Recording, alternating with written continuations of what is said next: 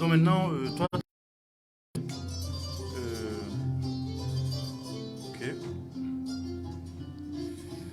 2 minutes.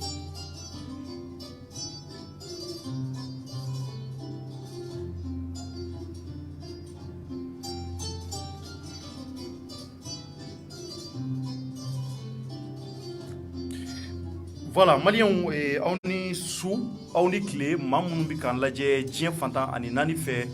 an bɛ foli bila aw ye ka aw bɛɛ fo ka waleɲuman dɔn nin waati in na ouverture media bɔlɔlɔw sanfɛla la an ka Facebook ani an ka YouTube sanfɛ k'a fɔ aw ye anw ye affiche bila bi tilewa in na affiche bilala k'a yira k'a fɔ n ko an bɛna kuma tuguni esclavage kan dans le milieu soninke n ko tari kuma in tiɲɛ don wa ubiyɛn nkalon don kuma in kɔni a y'a ye k'a fɔ an ye débat dɔ sigi a ka spécialement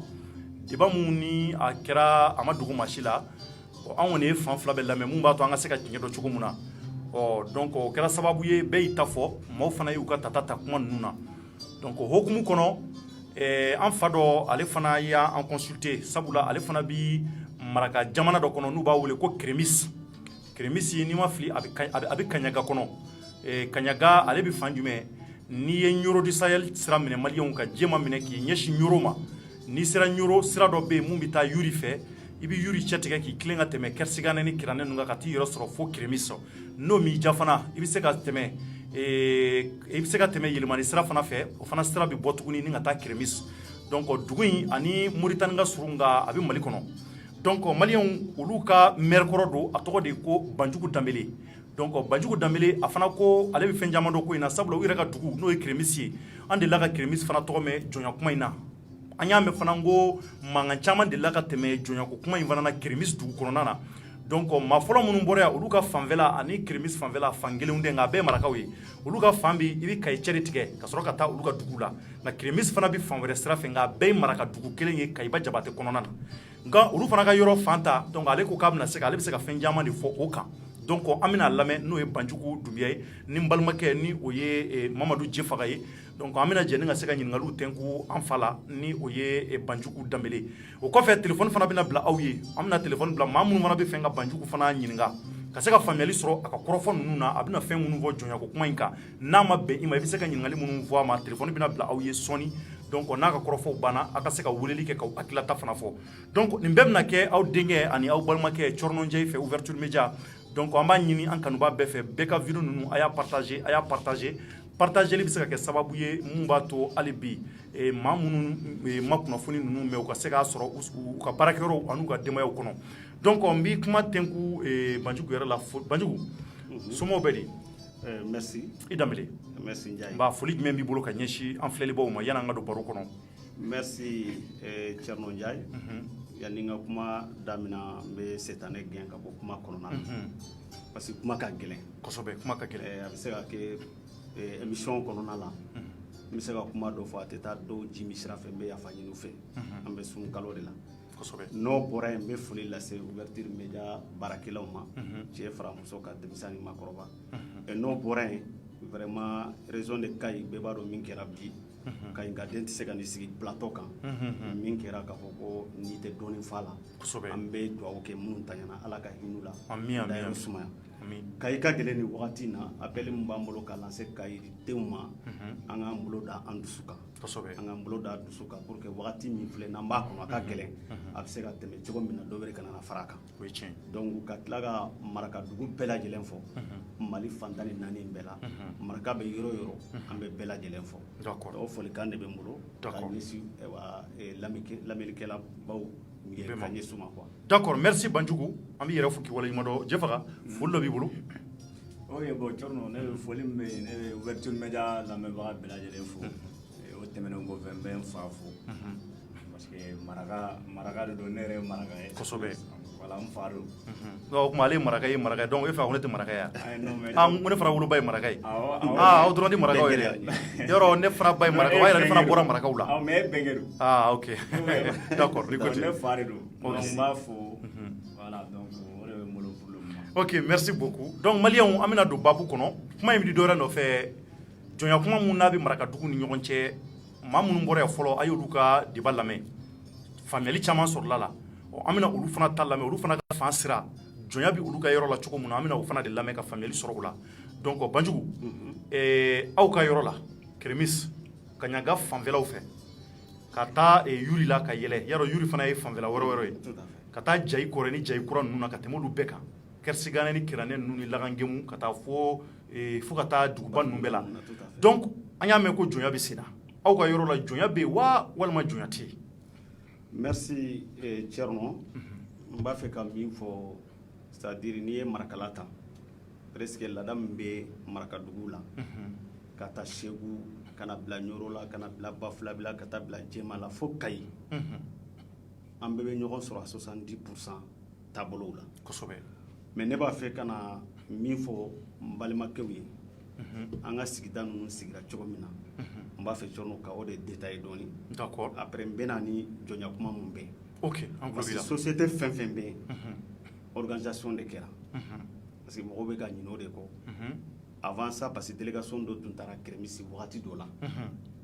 maraka bɛ bɔ yɔrɔ o yɔrɔ Mali kɔnɔ u bɛ bɔ tɔn kɔnɔna la donc Segukaw b'a la Kulikɔrɔkaw b'a la Kayinkaw b'a la u ye jɛkulu dɔ former ka taa ministre voir u ye musaka d'u ma pour que u ka taama kɛ ka taa fɔ Marakadugu ninnu bɛɛ la Ala y'a kɛ o dɔn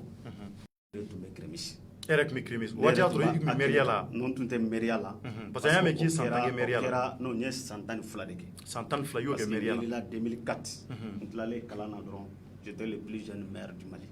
donc n ye 2 mandats kɛ mais en 2016 Ala ma kɛ n garijɛgɛ mais je suis conseiller municipal à la date d'aujourd'hui ok maintenant société ninnu sigira cogo min na n'i m'o dɔn i bɛ taa jɔnya kuma fɔ parce que n'i y'an ka société ninnu ta sisan i b'a sɔrɔ dugu o dugu kɔnɔ classe sociale ka ca d'accord Tarawelelankaw bɛ anw fɛ olu de ye dugutigiw ye Tarawelelankaw d'accord i b'a sɔrɔ jamu wɛrɛw bɛ yen Sanbagɛ Sisɔgɔ Kulubali olu dɔw ye numu ye jamu wɛrɛw bɛ yen Danŋɔ ka taa bila Tirera ninnu olu ye jeliw ye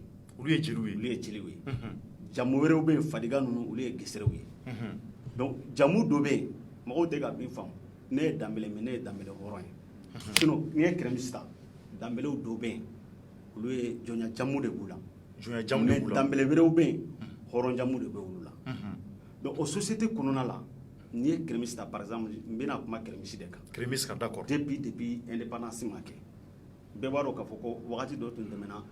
tubabuw tun bɛ yɛlɛma tubabuw ni an ka mɔgɔw ye kɛlɛbaw kɛ fɛn caman caman na kosɛbɛ mais ka mɔgɔw rappeler a dɔn minnu sara Kérémisi minnu sara ni tubabuw nana ni fulaw ni marakaw tun ye fula dɔgɔ alors que tubabuw tun bɛ fula de nɔfɛ a wagati la u nana dugu kɔnɔ minnu y'u bolo ta k'a fɔ k'olu de ye dugutigi ye c'est les Traoré olu ka mɔgɔw de sara u y'olu de minɛ k'u kan tigɛ bon ça veut dire que dugu bɛɛ n'a sigi cogo dɔ don dɔw de nana dɔn ye ka dugu yiri tigɛ ka sigi sinon aw n'u bɛ ɲɔgɔn furu mais ne tɛ se k'a kɛ Kérémisi dugutigi ye bon par exemple misali la ni banni kɛra sisan jamu dɔw bɛ yen olu de bɛ wuli k'a fɔ Thierno nana dugawu da la ko 400 filɛ aw ka fara banbagatɔ fɛn kan o ye jeliw ye donc o ye jeliw ka baara ye mais minnu jɔnya jamu bɛ minnu olu ka baara jɔ ye donc société organisera ten non donc ni banni kɛra ni ne nana n bɛ n ka wari di jalikɛ de ma a bɛ dan tigɛ k'a fɔ ko Banjugu Danbɛlɛ nana dugawu ta la ka sa banni na mais jɔnya jamu bɛ minnu na olu t'o kɛ o donc société organisation dɔ filɛ nin ye dɔw bɛ yen olu bɛ dugutigilankaw kɔrɔ de olu ye hɔrɔn ye donc ni dugutigi kan ka taa par exemple ni kɛlɛ kɛra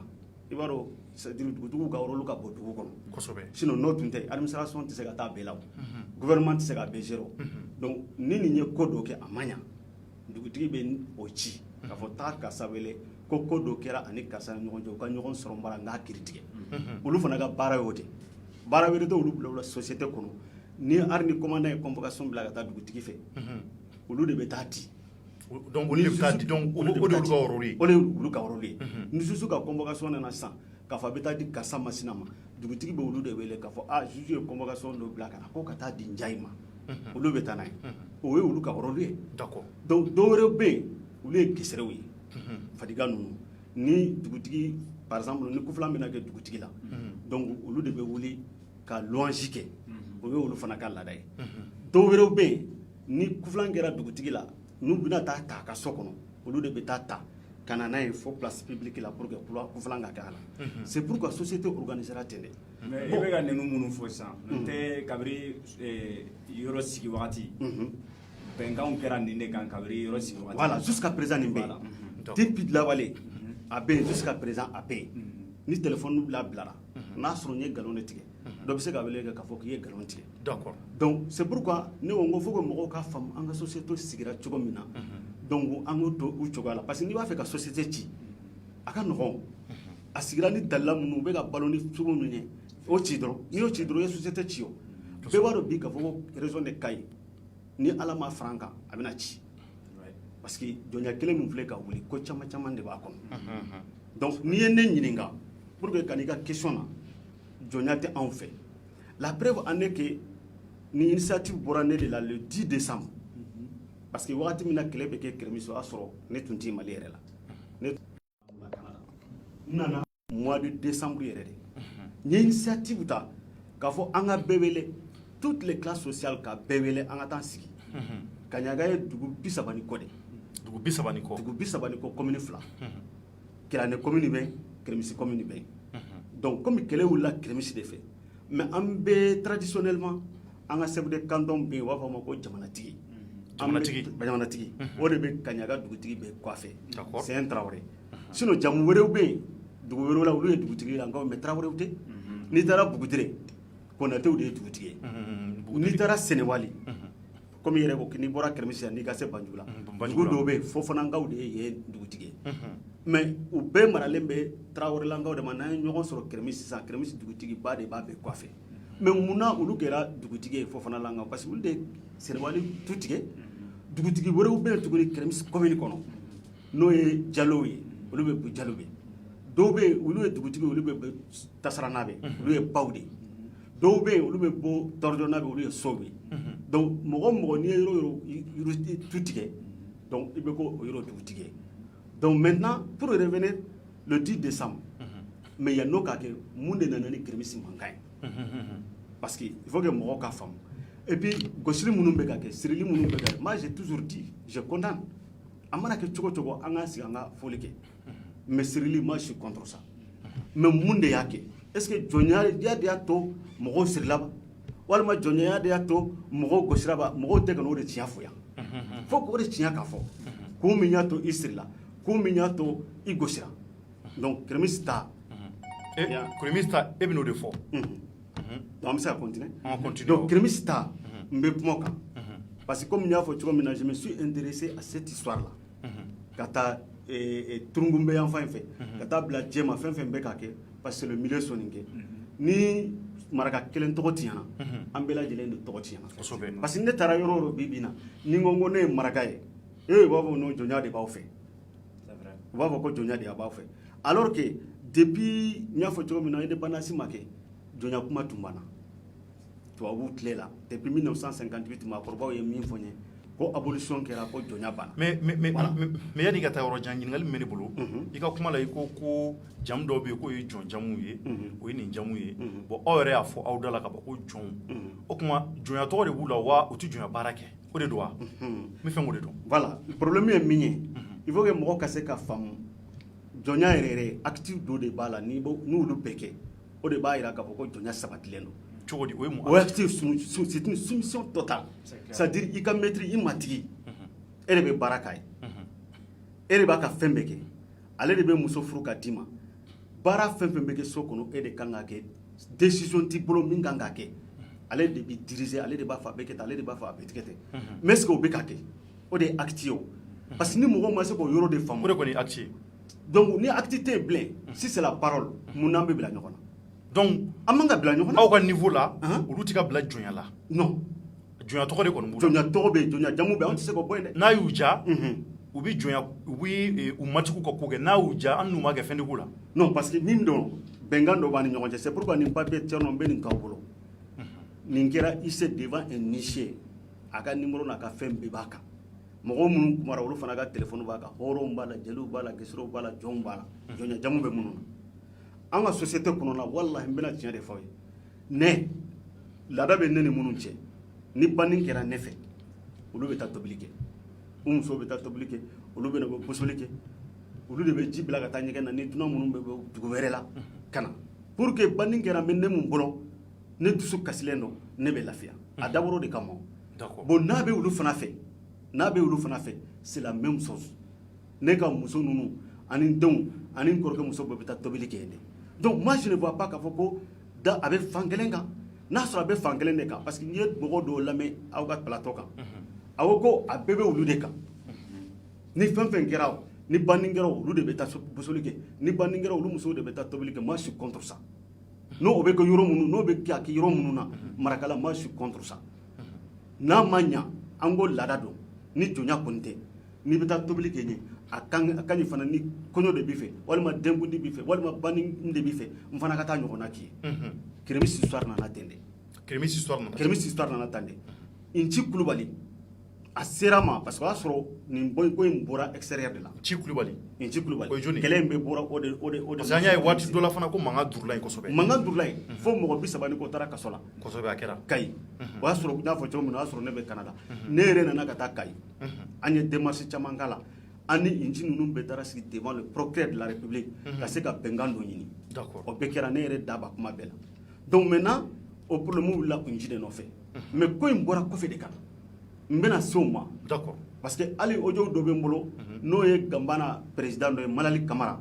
n'a yɛrɛ ka kuma ko c'est une entreprise commerciale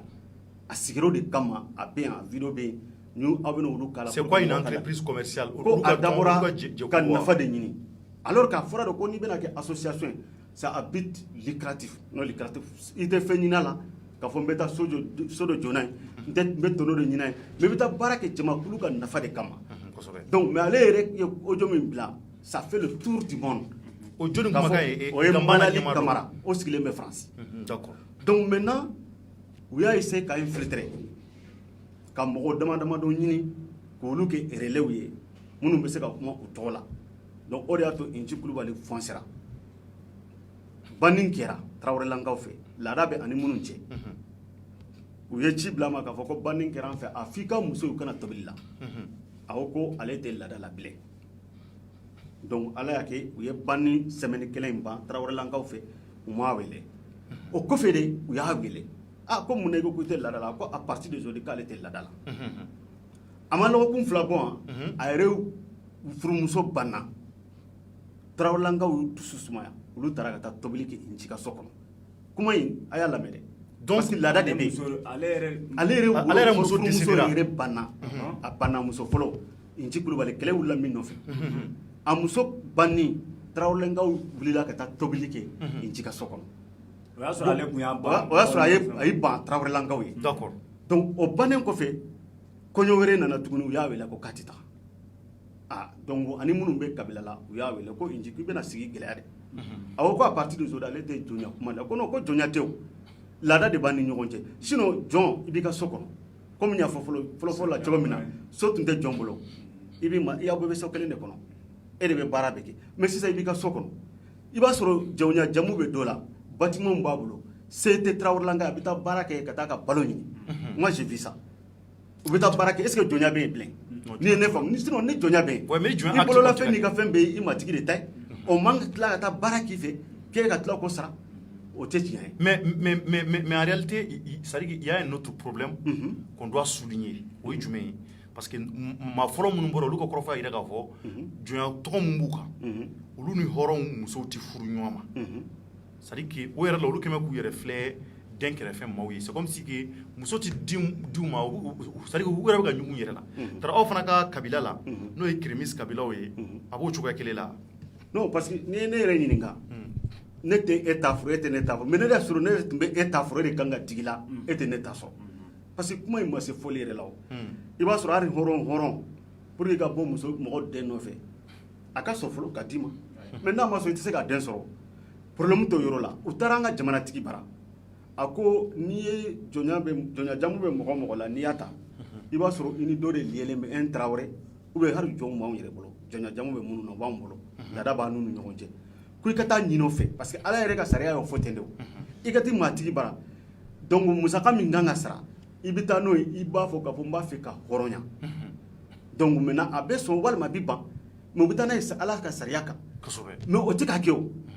donc n'aw taara k'a fɔ ko parce que diɲɛ laban de nana n'a ye an ka wuli an ka hakɛ ɲini alors que ala yɛrɛ jɔnya pourquoi n'a sɛbɛnnen bɛ document kɔnɔ ni donna France document kɔnɔ a bɛ yen noble esclave pourquoi ils ont mis pourquoi ne pas exclure ces mots là n'a sɔrɔ a tɛ yen de n'i ye kuranɛ ta a b'a kɔnɔ donc moi je ne peux pas comprendre k'a fɔ ko gɛlɛya bɛ yɔrɔ la gɛlɛya bɛ yɔrɔ min na n'a sɔrɔ a baara bɛ ka sigi mɔgɔ minnu kan acte bɛ ka poser kan o baara de bɛ k'i sɛgɛn i kan ka na kuma n'o de ye mais furu yɔrɔ la oui mais mon père i ye yɔrɔ dɔ fɔ sisan kuranɛ ta ye i b'a dɔn kuranɛ ta la a fɔra ko jɔnw bɛ yen hɔrɔnw bɛ yen mais o jɔnw kisa mun fɔra olu jɔnw kan est ce que o ni an ka nin jɔn ninnu ye kelen ye quoi u tɛ kelen ye o u tɛ kelen ye bon je comprends pourquoi minnu bɛ yen bi u bɛ k'a fɔ k'olu tɛ jɔn ye parce que jɔnya bɛ tali kɛ mun na kuranɛ kɔnɔ olu t'o baara kɛ oui effectivement i ye min fɔ u bɛ ka kuma n'o de ye mais dɔnnikɛlaw dɔ fana y'a fɔ ko hali an bɛ tile min na n filɛ ka sira min fɔ k'o sira bɛ se ka taama dɔ y'a fɔ aw ka plateau kɔnɔ ko ni mɔgɔw ko n'u b'a fɛ k'u ka mɔgɔw dɔ furu k'u b'a hɔrɔnya pour que k'a furu a bɛ kɛ maraka la par exemple ni denko gɛlɛyara mɔgɔ min bolo i b'a fɔ k'i ka taa jɔnmuso furu pour que i ka denko ka se ka nɔgɔya parce que an bɛ jamana min kɔnɔ an jamana fana de don an bɛ da kow dɔ la donc mais i tɛ se ka taa ta ten ka furu f'i ka tɛmɛ ni moriw de ye sariya minnu y'a fɔ k'a fɔ k'i bɛ se ka hɔrɔnya i b'o bɛɛ de sariya timɛ pour que i ka se ka furu donc ça veut dire que n ye min fɔ ani k'a fɔ ko kuranɛ y'a fɔ cogo min na u bɛ ɲɔgɔn ɲɛ parce que ne ma kalan arabu la mais an ka dɔnnikɛlaw y'a fɔ cogo min na ne dalen b'u la ayi a dɔw kɛra an ka dugu la ne yɛrɛw b'u dɔn ni dɔw ye jɔnmuso hɔrɔn k'u furu donc le problème n'est pas à ce niveau problème ye min ye o ye de acte minnu bɛ ka kɛ n'a sɔrɔ jɔnya acte bɛ mɔgɔ kan ne y'a fɔ dugutigi la n ka bɛɛ ɲɛna n ko n'i y'a sɔrɔ mɔgɔw traité comme jɔnya y'a fɔ cogo min yɛrɛ yɛrɛ la moi je suis contre ça mais ne m'o ye jɔn b'a ka so kɔnɔ i ka million b'i bolo ou bien fɛn t'i bolo donc ne ta tɛ ne ye hɔrɔn ye ne bɛ si kɔngɔ la e n'i ka miliyariw dɔn ne tɛ se ka taa magala ko parce que n ka jɔnya juru b'a ni ɲɔgɔn cɛ non maintenant nci ka problème nana ten de nci ka problème nalen u y'a wele ka taa dugutigi fɛ parce que ani dugutigilanga ninnu tɛ kabila kelen na ani minnu fana bɛ kabila la donc olu bɛɛ u ko ko an tɛ siran nci la dɛ parce que nci filɛ ka ko dɔ daminɛ dugu kɔnɔ n'a continué ten mɔgɔ wɛrɛ fana bɛ réclamation kɛ donc à la fin de compte problème bɛna k'an bolo bon an tɛ se ka kunbɛn dugutigi y'a wele a ko a b'o sira kelen de kan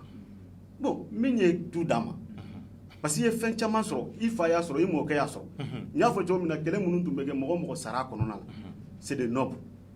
parce que an tun tɛ sɔn olu ka taa kɛlɛ la o b'a fɔ ko tarawelelankaw ka taa kɛlɛ la bon bi n'i ka rôle don ni tarawelelanka min ko n tɛ taa kɛlɛ la u bɛ i bɔ dugutigiya mana s'i ma i tɛ kɛ dugutigi ye parce que i ye sigida ye fɛn minnu labɛn i ye olu dɔ ta ye donc nci kɛlɛ nana ten u taara k'a fɔ ko nci k'a ka minɛnw bɔ minɛnw bɔlen dɔ de nana a bɛ ka mɔgɔ filmer sinon au départ sɔgɔma o nana nci de dɔgɔnin de ye minɛn bɛɛ bɔ a ko n sɔnna parce que min ye dugukolo d'a ma a ko ne y'a di fa ma n ye forow d'a ma mun de y'a to n ye forow d'a ma parce que depuis aw mɔkɛ ani ne mɔkɛ olu de tun bɛ ɲɔgɔn fɛ ne fana n'aw nana ɲɔgɔn fɛ u ye hali a denw bila ka taa France mais n'i nana ka na k'i bɛna kɛlɛ dɔ wuli a fana bɛna jɔyɔrɔ dɔ de sama i nɔfɛ parce que ne ye fɛn dɔ de d'i ma n m'a d'i ma wari kama n m'a d'i ma fɛn wɛrɛ kama n y'a d'i ma de parce que juru min b'an ni ɲɔgɔn cɛ hadamadenya min b'an ni ɲɔgɔn cɛ social min b'an ni ɲɔgɔn cɛ du dir'i ma o de kan foro dir'i ma o de kan olu y'o k'a ka bɔ ka du kɔnɔ donc min tun bɛ ka filmeli kɛ mɔgɔw k'a ma ko kana filmer an ma jɛnɛ parce que mɔgɔ man ka mɔgɔ filmer ka sɔrɔ a tigi ma jɛnɛ donc denmisɛnw y'o de minɛ k'o gosi ka t'o di dugutigi ma donc o de ye Kérémy histoire embobiné fo ka taa bila France 24 ninnu ni fɛn ninnu bɛɛ mara kan donc maintenant u ye mɔgɔ joli minɛ an ka mairie yɛrɛ enfermera maire titulaire yɛrɛ u taara ka taa minɛ sɔgɔmada joona de sɔrɔdasiw taara ka taa fo Kérémy à 6 heures du matin ka dɔ fo du kɔnɔ ka mɔgɔ minɛ ka taa n'u ye Kayi donc minnu ye kaso kɛ dɔw ye 2 mois ɲɔgɔnna de kɛ kaso la ne nana ka taa Kayi ka taa négociation na pour que mɔgɔw bɛ se ka bɔ kaso la cogo min na an ka tila ka taa sigi ka fɔli kɛ o de nana abuti nin papier dilanni na an ye bɛɛ wele hɔrɔnw kumara jeliw kumara numuw kumara jɔnya jamu bɛ minnu yɛrɛ la olu yɛrɛ kumara dugu fɛn bɛɛ n'o ye dugu ta i b'a sɔrɔ ɲɛmɔgɔ dɔw bɛ yen o sigilen bɛ jɔn ninnu fana kunna olu bɛɛ kumara k'a fɔ ko depuis lawale an bɛ min kan olu b'o de kan ko sisan a réseaux sociaux ko ana WhatsApp ko de Facebook ko de nana kana ko tiɲɛ i yɛrɛ den dɔ bɛ yen i tɛ sa la mais sinon olu b'a dɔn jɔnya tɛ yen laada de bɛ yen ni Tarawelelanga min ko don min na banni kɛra jɔn fɛ k'i tɛ taga u b'i fana exili ka bɔ société kɔnɔ donc jɔn fana kan k'o jɔyɔrɔ ɲini kɛ Tarawelelanga dɔ k'a fɔ n tɛ taa baara k'aw ye aw bɛ na n'a ye ni kiri bɛ tigɛ a cogoya la ou bien ni kiri tɛ tigɛ a cogoya la donc o de y'a to ni document in bɛ kuma a bɛɛ kan an taara ni nin document in ɲɛfɔ justice la k'a jira k'a fɔ ko vraiment min bɛ ka fɔ tiɲɛ tɛ n'a ka di ouverture média yɛrɛ pourquoi ne pas c'est-à-dire mandater une mission u ka taga hali u kana sara mairie la u kana sara dugutigiw la ka ɲininkali kɛ n ye kuma dɔ fana mɛn aw ka plateau sanfɛ ça m'a tellement tiqué k'a fɔ ko ni jɔn ye kɔɲɔmuso ta ko hɔrɔnw de b'a n'a ka di hɔrɔn ye don min na a vidéo fana bɛ ko olu de bɛ taa i ka musoncinin ta u bɛ taa siya bara moi je dis que ça c'est faux i ka musoncinin oui a bɛ yen n ko ça c'est faux an ka jamana ye diinɛ jamana de diinɛ bɛ cogo min na bi n'a fɔra ko mɔgɔ ka t'i sigi plateau sanfɛ ka nin n'a ɲɔgɔnna fɔ k'a fɔ ko nin bɛ ka kɛ o kɔrɔ ko Mali tɛ silamɛ jamana ye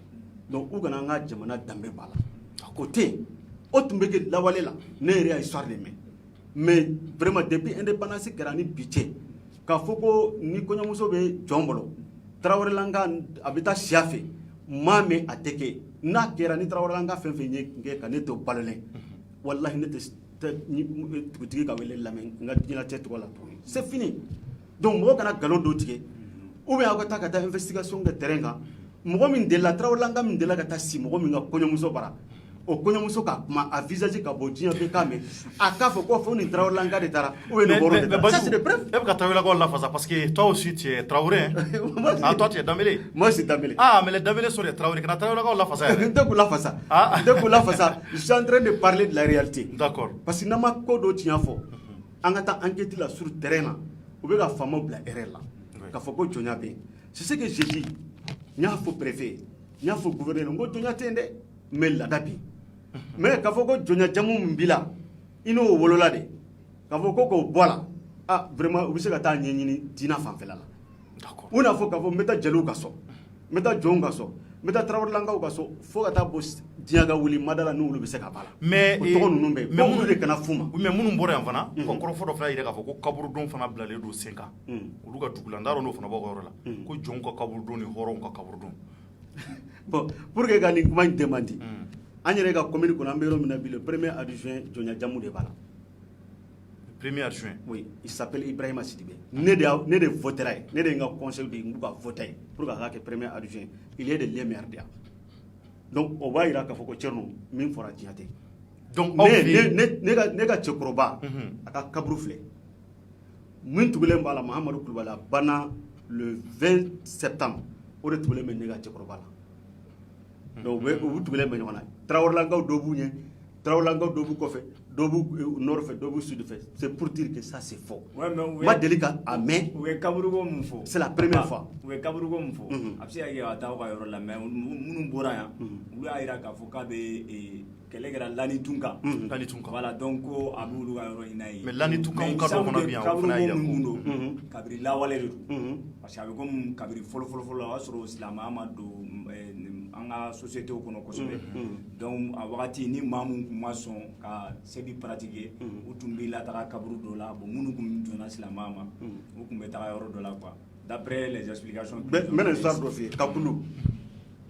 dɔ bɛ kaburu mɔgɔ tɛ bila olu ɲɛ ka taa kɔrɔ. an bɛna téléphone bila dans quelques instants n'o ɲɔgɔnna bɛ yen ni dɔnnikɛlaba dɔ don u b'a fɔ ko mɔgɔ tɛ mɔgɔ bila dɔnnikɛlaba ni kɔrɔ ni ɲɔgɔn cɛ u bɛ se ka na kuma ni o n'a ɲɔgɔnnaw ye mais k'a fɔ ko o bɛ yen moi je connais presque 40% des réalités des histoires de Soninguian ka taa fɔ Turungunbe ka taa Bema parce que j'ai promené tous ces villages là donc fɛn tɛ n tɛ se ka min dɔn parce que surtout une histoire là moi je me suis intéressé à ça. D'accord. Je me suis intéressé à ça. Une fois j'ai appelé les journalistes caman wele yan a ma mɛn mois de janvier la n'u ye baro kɛ a ko la n ye conférence de presse réorganisée pour que ka se ka ɲɛfɔli kɛ mɔgɔw ye ka kuma tiɲɛ fɔ mɔgɔw ye ça ce n'est pas vrai k'a fɔ ko kaburu bɛ yen k'a fɔ ko jɔn tɛ tɔn ye o tɛ tiɲɛ ye. sinon hali ne yɛrɛ bɛ bɔ. non ça c'est pas vrai ne filɛ ka min fɔ an ka dugu la sirifu ka kaburu bɛ yen u b'a fɔ ko mɔgɔ kana don ni kɔrɔ ni ɲɔgɔn cɛ. d'accord a bɛ an ne yɛrɛ ka dugu la. d'accord voilà. donc n'i y'a faamuya Dambélé an bɛna téléphone minɛ mɔgɔw bɛna weleli daminɛ ka ɲininkali tɛnku i la nka yanni weleliw ka daminɛ o b'a yira e ka kɔrɔfɔ bɛɛ b'a yira k'a fɔ aw kɔni ka yɔrɔ mara la jonya ça n'existe pas jonya tɔgɔ b'u la nka u t'a baara kɛ n'a y'i ja laada in fana i b'a kɛ n'a m'i ja i t'a kɛ foyi tɛ f'i ma o tɛ wa non laada la parce que n'i ko k'i tɛ parce que ni jagoyara ka laada kɛ voilà est-ce que o t'a kɛlen force ye voilà donc ni laada mɔgɔ dugutigilankaw ye min fɔ ni mɔgɔ min ko k'i tɛ laada la laada ye fɛn minnu di i ma i fana k'olu arandi kɛ n'i y'olu arandi donc en ce moment il y a pas de problème laada kɔnɔna de la ne ye n ka dugukolo bɔ k'a d'i ma dɔrɔmɛ kelen i m'a di ma ka sɛnɛ forow d'i ma i ka taa sɛnɛ kɛ forow la dɔrɔmɛ kelen i m'a di ne ma mais n'i ko tɛ ne ka laada kɔnɔ donc n fana b'a fɔ n ka fɛn ninnu arandi kuma b'o yɔrɔ de la o sinon ni ye olu arandi n'i taara sɔrɔ yɔrɔ min na ne tɛ se ka taa tuguni k'a fɔ ko na laada ka don an ni ɲɔgɔn cɛ donc difficulté bɛ yen de donc n'olu filɛ ka wuli ni jeliw wulila don min na société ma ciya ni garankɛ wulila don min na k'a fɔ ko an fana tɛna an ka rôle jouer tuguni parce que a b'anw kelen de kan olu kelen de b'u ta kɛ mɔgɔ t'u lafiya la mɔgɔ t'u la reposer comme n ye min fɔ ni kɔɲɔ bɛ kɛ jeliw de bɛ dundun fɔ olu de bɛ gitariw fɔ mɔgɔ si tɛ olu changer donc n'a fɔra ko an minnu bɛ ɲɔgɔn changer ne b'a kɛ e b'a kɛ ne e ko ko e t'a la donc min kelen b'a ta kɛ o n'ale fana ko k'ale t'a la donc a bɛna kɛ cogo min na bɛɛ b'i yɛrɛ ma donc ni e ka muso sutura i tɛ mɔgɔ sɔrɔ a bɛ taa nɔfɛ parce que ni ne terikɛ bɛ sisan ni jɔnya jamu b'a la n'a muso sutura ne de bɛ taa nɔfɛ n'a ka furu a bɛna muso furu ne de b'a taama kɛ ni ne fana bɛna muso furu ale de b'a taama kɛ donc n'an ko o laada ninnu ni musoya ninnu ka bɔ an ni ɲɔgɔn cɛ donc ça veut dire qu'an ka société bɛ ci donc il faut passer à tout ça an kana na miiri bon ni jɔnya kɔni acte bɛ ka kɛ a baara bɛ ka mɔgɔ minnu b'a baara sigi matigi minnu b'a baara sigi u ka mɔgɔw kan moi je suis contre ça d'accord vraiment ok donc mɔgɔw bɛ ka weleli kɛ mɔgɔw fana bɛna ɲininkaliw tɛnku i la donc pour que hali bi ko in ka se ka équilibrer salamu aleykum allo oui somɔgɔw bɛ di Très alhamdulillah. Bah, allez, ka téléphone dont il m'a il a donné parce que en club comment t'as fait. C'est bon maintenant. Voilà, c'est bon. Tout le monde j'en il ka woni ka bomi. Me ka woni ka bo France. Voilà, me ka intervenir à la débat là quoi. Allez, ka téléphone m'a il a donné. D'accord. Globila ça. Voilà, en fait, nous c'est quand on a dans le milieu. Terminal hakɛ quoi ouverture média ye en fait a ka kunnafoni diyɔrɔba de don yawu ye sisan nɔ Mali la quoi vraiment débat dɔw bɛ yen nɔ aw kana ka temps ci olu la pour rien du tout quoi cogo di parce que bɛɛ b'a dɔn mɔgɔ mɔgɔ bɛ ka o la mais ni tiɲɛ ka di mɔgɔ mɔgɔ bɛɛ b'a dɔn cɛ min sigilen filɛ nin ye a tɛ se ka tiɲɛ fɔ quoi. Ouais, mais a fɔra k'i ka ɲininkali de poser o i bɛ se ka question poser a kun i b'a ɲininka. ne tɛ fɛ ka contribution de kɛ quoi plutôt que ka parce que hali ni n y'a ɲininka a tɛna éclaircissement di yan quoi. cogo di. voilà parce que an bɛɛ maraka de bɛɛ b'a dɔn réalité min ye nin nɔ. d'accord ok. mais déjà ale ka kuma kɔnɔ ale b'a la ko jɔn i b'a dɔn a bɛ k'o fɔ a ka fɛnw na ne bɛ fɛ k'a dɔn ale yɛrɛ bolo jɔn jamu ye jumɛn de ye. ale yɛrɛ bolo jɔn jamu ye mun ye. jɔn jamu ye jamu jumɛn parce que ale min filɛ nin sisan je crois que ne y'a fɔ titre la ale jamu ye danbele de ye. a jamu ye danbele ye. n'ale taara ale maraka ye yɛrɛ wolo ne maraka yɛrɛ mais n'a taara anw ka dugu la danbele ye jɔn de y'anw fɛ yen nɔ. a tɛ tɛmɛ o kan. voilà bon ale bɛ ka jamu minnu fɔ nin a ko dugutigiw dɔw b'olu ka yɔrɔ la dɔw ye jalow ye dɔw ye jamu wɛrɛw ye. olu marakadugu bɛ yen nɔ i bɛ taa yen nɔ n'i ko i ye jalo ye dɔrɔn direct u b'i fara jɔnw de kan. a tɛ tɛmɛ o kan. Voilà, donc ne bɛ fɛ ka min fɔ dɔrɔn marakaw bɛɛ ɲɛna c'est-à-dire que nin jɔnya ko in quoi c'est une perte inutile de temps surtout o de kan ka kɛ marakaw la min tɛ nin ye quoi. kosɛbɛ. voilà parce que n'i y'a jateminɛ anw maraka la an ka fɛn bɛɛ y'an yɛrɛ de ye. école jiw misiriw kalankɛyɔrɔw fɛn bɛɛ a bɛɛ y'an yɛrɛ de ye. d'accord. bon fɛn o fɛn n'a bɛ kɛ yen nɔ hɔrɔnkɛ dugutigi bɛ n'a fɔra ko an bɛ faransi yan nɔ n'an bɛ ka kalanyɔrɔ jɔ sisan n'a fɔra ko bɛɛ ka 300 euros sara dugutigi bɛ 300 euros min sara u bɛ minnu wele ko jɔn olu b'o 300 euros kelen de sara. garankɛ b'o de sara numukɛ b'o de sara jelikɛ b'o de sara. d'accord. mais e bɛ se k'a fɔ k'e b'i yɛrɛ fusa n'o ye cogo jumɛn tuguni. d'accord donc i ka minute fila surunyana la sira. ka minute fila. voilà bon c'est dommage quoi vraiment sinon j'ai beaucoup de contributions à faire mais bon. parce que o ye débat o fɛngɛ tɛ ninnu tɛna ni ka tension ci ka bɔ mɔgɔw ni ɲɔgɔn cɛ quoi il faut trouver des solutions. D'accord. fɛn bɛ yen nɔ u ka solution ɲini a la dɔrɔn u ka nin dabila quoi. o bɛ k'i bolo da i dusu kan surtout minnu b'a la ko olu ye hɔrɔn ye ni e ye hɔrɔn ye e ka jɔn bɛ ka muruti c'est à mais e bɛ jumɛn de proposer sisan comme solution pour que an ka se ka ɲɛ sɔrɔ nin na parce que i yɛrɛ y'a fɔ cogo min na e maraka an ka fɛn bɛɛ y'an yɛrɛ de ye maintenant e ka solution dɔ fɔ ne ɲɛna qu'est-ce que toi tu proposes comme solution? Allô? Oui, allô, en tulo b'i la. Ouais, i ye n ka kuma faamuya. Oui, ne ye ɲininkali dɔ tɛnko i la. N'a mɛn. N ko. E ko ko an kan ka nin ko ninnu bɛɛ to yen an ka taga ɲɛfɛ n'est-ce pas? Ne ko i ye maraka de ye ne yɛrɛ ye maraka ye. Ouais. Comme il a fait comme je connais très bien le milieu sonique tout comme toi. On a la ligne mouillée marga ka tagagne, c'est-à-dire qu'on évolue. Exact. Maintenant il faut qu'on a solution do ñini. Bon, ne bolo e solution ko kuma mun fo e ka solution nga ke jume ou solution nga ke jume ne wala sam siga ni ko nu antira nu ñogo janga continuer na nga haramade ay. Non, la solution elle est très simple. Mais allez rad mi bura plateau ba ande se ka fo ko join ke wala ke yeno ka to dron ne be no. Na ke wala be yeno mais ni ko yi horo ni ne ka mungo ne dugutigi ye ne de nga dugutigi ka ba ni ko yi horo ni be c'est ton plein droit. On se rappelle dire que beaucoup de filles sont encore qui joignent. D'accord. Donc, merci. Voilà, ni va c'est tout. Et nous devons nous faire pour une abana. Maintenant, nous avons étiqueté pour blaguer notre photo. Nous sommes descendants, nous descendants. Il m'a dit que c'est fait. Il kalanga o joro tila dugu kono ikira mo ba fɛn fɛn joro tila dugu kono hali mɔgɔ ma kalana tɛ foyi dɔn. D'accord. O de bɛ taa kalan u bɛ taa o kalan e ma kalan marakadugu maire ni conseil ni ye.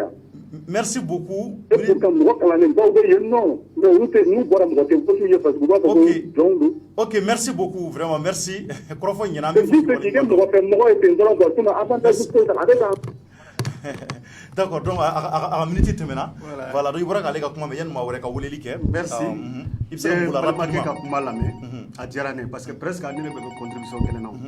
Aw ko ni ne taara yɔrɔ dɔ la ne ye jɔn de ye. Je suis d'accord. Ne taamana n taara Girimaga. An bɛ fɔ minnu ma ko Tarawelelankaw don. Ne ye Tarawelelanka ye jɔn de don. Ne jiginna du min kɔnɔ o y'a wele k'a kana pɔsɔli kɛ ko dunan nanu bara. Ne sira yen pɔsɔli kɛra. Donc ni an bɛɛ bɛ kuma kelen de la o jalo dɔ bɛ yen jɔnw don kɛrɛmisi jalo dɔ bɛ yen dugutigilankaw don donc ça c'est très clair an tɛna ɲɔgɔn sɔsɔ la mais ma jɛn'a ka kuma ye yɔrɔ min na fɛn fɛn nana ni balaw ye fo kuma de k'a ban je crois que a kan ka se ka courage sɔrɔ ka proposition dɔ kɛ an ye mais ale ko ka i ka to n'i ka dugutigiya ye n ka to ni n ka jɔnya ye non société sigira a mɛnna bi denw m'a fɔ k'a fɔ ko karisa ye jɔn ye ça fait plus de 200 ans donc bɛɛ n'i ka ligne de don bɛɛ n'i ka ligne de don fo kana se yan sisan. mais papa donc ne b'a fɛ ka fɛn dɔ. an bɛna appel ta an bɛna dɔgɔ appel ta mɔgɔ dɔ bɛ k'an wele an k'o fana ka kuma fɔ lamɛn salamaleykum. waaleykum salaam. somɔgɔw bɛ di. tɔɔrɔ tɛ. nba tɔgɔ duman jamu duman i bɛ k'an wele ka bɔ min. Mamadou Traoré de Espagne. ka bɔ Espagne i Traoré. D'accord, donc Mamadou, dans minute fila b'i bolo rapidement, i ka ɲininkali tɛnku damelekɛ la. Il y a pas de problème. Voilà, an balimakɛ in bɔra kuma la sa a ye yɔrɔnin dɔ fɔ. Voilà, n b'a fɛ ka grand frère ɲininka o yɔrɔ la. A ko jɔn jamu ye jamu jumɛn ye. Kɔfɛ a bɛ tila ka o réponse di yan. D'accord. Deuxième chose, a bɛ ka min fɔ ne bolo a tɛ ka tiɲɛ fɔ a tɛ k'i si tiɲɛ la sinon an bɛ marakaw ye a bɛ ka yɔrɔ min fɔ ne yɛrɛ bɛ yen joli bɛɛ dɔn. A bɛ se ka fɔ olu ka dugu la tɛ mais marakadugu bɛ an yɛrɛ ka dugu la an yɛrɛ ka dugu la tɛ mais an ni dugu dɔ bɛ ɲɔgɔn kɛrɛfɛ a tɛ kilomètre. A bɛ fɔla minnu ma ko jɔnw ni hɔrɔnw tɛ ɲɔgɔn furu. N'aw yɛrɛ ka dugu la kɔni a tɛ a interview o tɛ ka fɔ mɔgɔ si ma ko jɔn an ka dugu la. Oui mais aw ka dugu ye yɔrɔ jumɛn ye a n'a bɛ dugu mun fana na o ye dugu jumɛn ye. An ka dugu tɔgɔ ye Simi. Simi. Awɔ. ani yuri 30 km. D'accord. Ok. Mais dugu b'an kɛrɛfɛ 7 km jamu bɛ olu jamu dɔw tɛ ɲɔgɔn furu. O ye dugu jumɛn ye? Bon c'est pas la peine k'a fɔ ko n bɛna n da don tɔgɔ la k'u fɔ quoi. Oui, mais il kan ka fɔ de parce que pour que on veut connaître la réalité. Dugu bɛ aujourd'hui bɛɛ la n b'a bɛɛ dɔn tout. Parce que fɛn dɔ b'an ka société kɔnɔ. Vas-y. Yala diɲɛ ye laɲini an kan ka tɛmɛ min ko ninnu kan. Ne balimakɛ salamu aleykum. Aleykum salaam. I bɛ ka kuma dɔ fɔ. Parce que ne bɛ ka i ka kuma lamɛn. Jɔnyako in yɔrɔ kan an kumana ni kɛwalew de ye kɛwalew tɛ dɔwɛrɛ ye c'est à dire ni ko ko jɔnya yɛrɛ proprement dit. I bɛ jɔ n bɛna question dɔ de poser i kunna sa. Ne bɛna question dɔ de poser i kunna. Jɔnya yɔrɔ yɛrɛ ni jɔnya yɛrɛ bɛ tali kɛ mun kan c'est à dire que n'a fɔra ko jɔnya o kɔrɔ de ko jɔnya pratique bɛ ka kɛ en temps réel comme an bɛ jɔnya dɔn cogo min na. I b'a dɔn o tɛ marakala bilen maintenant mun bɛ yen c'est à dire a bɛ fɔ de ko ko karisa ninnu ye jɔn bɔdannakaw ye n'est-ce pas? Bon e ka jɔ e ko sisan ne bolo parce que problème yɛrɛ bɛɛ bɛ ka sama yɔrɔ mun fɛ est-ce que o tɛ furuko yɔrɔ de? Oui, o bɛ yen. Voilà parce que e bɛ ka kuma ni yɔrɔ mun ye o bɛɛ ye furu de ye e bɛ ka kuma ni yɔrɔ mun ye o bɛɛ ye furu de ye mais question bɛ ka bolila yɔrɔ mun kan an b'a fɛ k'a dɔn de est-ce que jɔnya ye mun yɛrɛ ye est-ce que o de bɛ ka kɛ maraka milieu kɔnɔna la wa ou bien o de tɛ ka kɛ mais e bɛ ka bɛɛ kɛ ni musoko ye musoko ye donc est-ce que fɛn yɛrɛ base bɛɛ tɛ musoko de la wa? c'est à dire fɛn dɔ bɛ yen adamadenw y'a daminɛ ni fɛn dɔ ye a labanna ka na tiɲɛ u bolo u dɛsɛra ka bɔ a kɔnɔ. Donc sisan mɔgɔw ɲɛ la mɔgɔw b'a fɛ ka bɔ a kɔnɔ. A gɛlɛyara u ma minnu y'a faamuya donc u y'a nɔgɔya minnu m'a faamuya olu m'a nɔgɔya quoi. Bon ne bolo ni fɛn min comme e yɛrɛ y'a fɔ cogo min na fɛn min donna bila côté n'est-ce pas? Non oui. Voilà bon ni c'est à dire que ni hadamaden i b'a dɔn diɲɛlatigɛ la an bɛ évoluer de l'homme évolue avec le temps n'est-ce pas? Oui. Maintenant si il s'avère que mɔgɔw b'a fɛ ka na ni changement wɛrɛw ye minnu ni kɔrɔlen tagabolo tɛ kelen ye moi je pense pas moi à mon avis ne hakilina ye mun ye.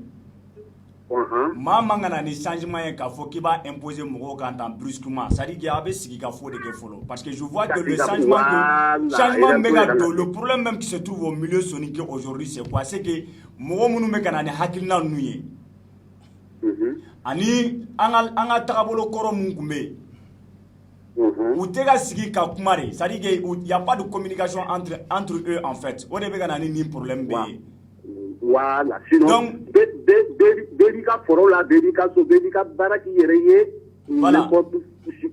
sans problème. Voilà sinon n'i y'a ta k'a lajɛ a kɛlɛ in ko la quoi. D'accord donc maintenant i ka ɲininkali merci beaucoup n balimakɛ. Voilà. An b'i fɔ k'i waleɲuman dɔn voilà merci donc a ko jamu jumɛn ye. Voilà merci parce que ale yɛrɛ bɔra k'o ɲininkali de fɔ. Voilà n b'a fɛ ka min f'a ye n'i ye Crémis yɛrɛ ta Tchernɔ Danbelew bɛ jɔnw don. Jalo bɛ jɔn don mais Jalo hɔrɔn bɛ Danbele hɔrɔn bɛ yen donc ça dépendra n y'a fɔ cogo min na lignée de don a bɔra yɔrɔ min na ka na sinon Sidibelankaw bɛ yen jɔnya jamu de don Kulubalilankaw bɛ yen u hɔrɔn bɛ yen a jɔnya jamu bɛ yen Kulubalilankaw dɔw bɛ dugu dɔ la yɛlɛma ne yɛrɛ dugutigiw dɔn. Moi je ne peux pas comprendre c'est-à-dire ale yɛrɛ ala yɛrɛ ka milieu la. Voilà mais nous on vient de Ouagadougou de Nara du secte de Nara. Voilà a bɔra ka jamu minnu fɔ a jamu hɔrɔn bɛ a jɔnw bɛ yen. Voilà bon n'o tɛ se k'a fɔ tigɛtigɛ k'a fɔ ko nin jamu in olu dɔrɔn de ye hɔrɔn ye ou bien olu dɔrɔn de ye jɔn ye jamu baraji n'olu kɛlɛ de ye Kaɲaga n'u jɔn tɛ o ye jamu baraji bon i b'a sɔrɔ jamu wɛrɛ bɛ yen olu fana bɛ boyigilen ninnu olu jɔn t'a la mais sinon Tarawelelankaw fana jɔn tɛ Kaɲaga mais sinon n'i ye jamu bɛɛ ta jamu fɛn fɛn bɛ Kaɲaga a kɛra Sidibe o a kɛra Ture o Ture hɔrɔnw bɛ Ture jɔnw bɛ Ture moriw bɛ. D'accord. Imaginez. A tɛ tɛmɛ o kan. Voilà i tɛ se k'a fɔ k'i b'a détailler spécifiquement k'a fɔ voilà sisan nin de don. Oui salam alaikum ça va. Tɔɔrɔ ça va. Oui ça va tɔgɔ duman jamu duman i bɛ k'an wele ka bɔ min.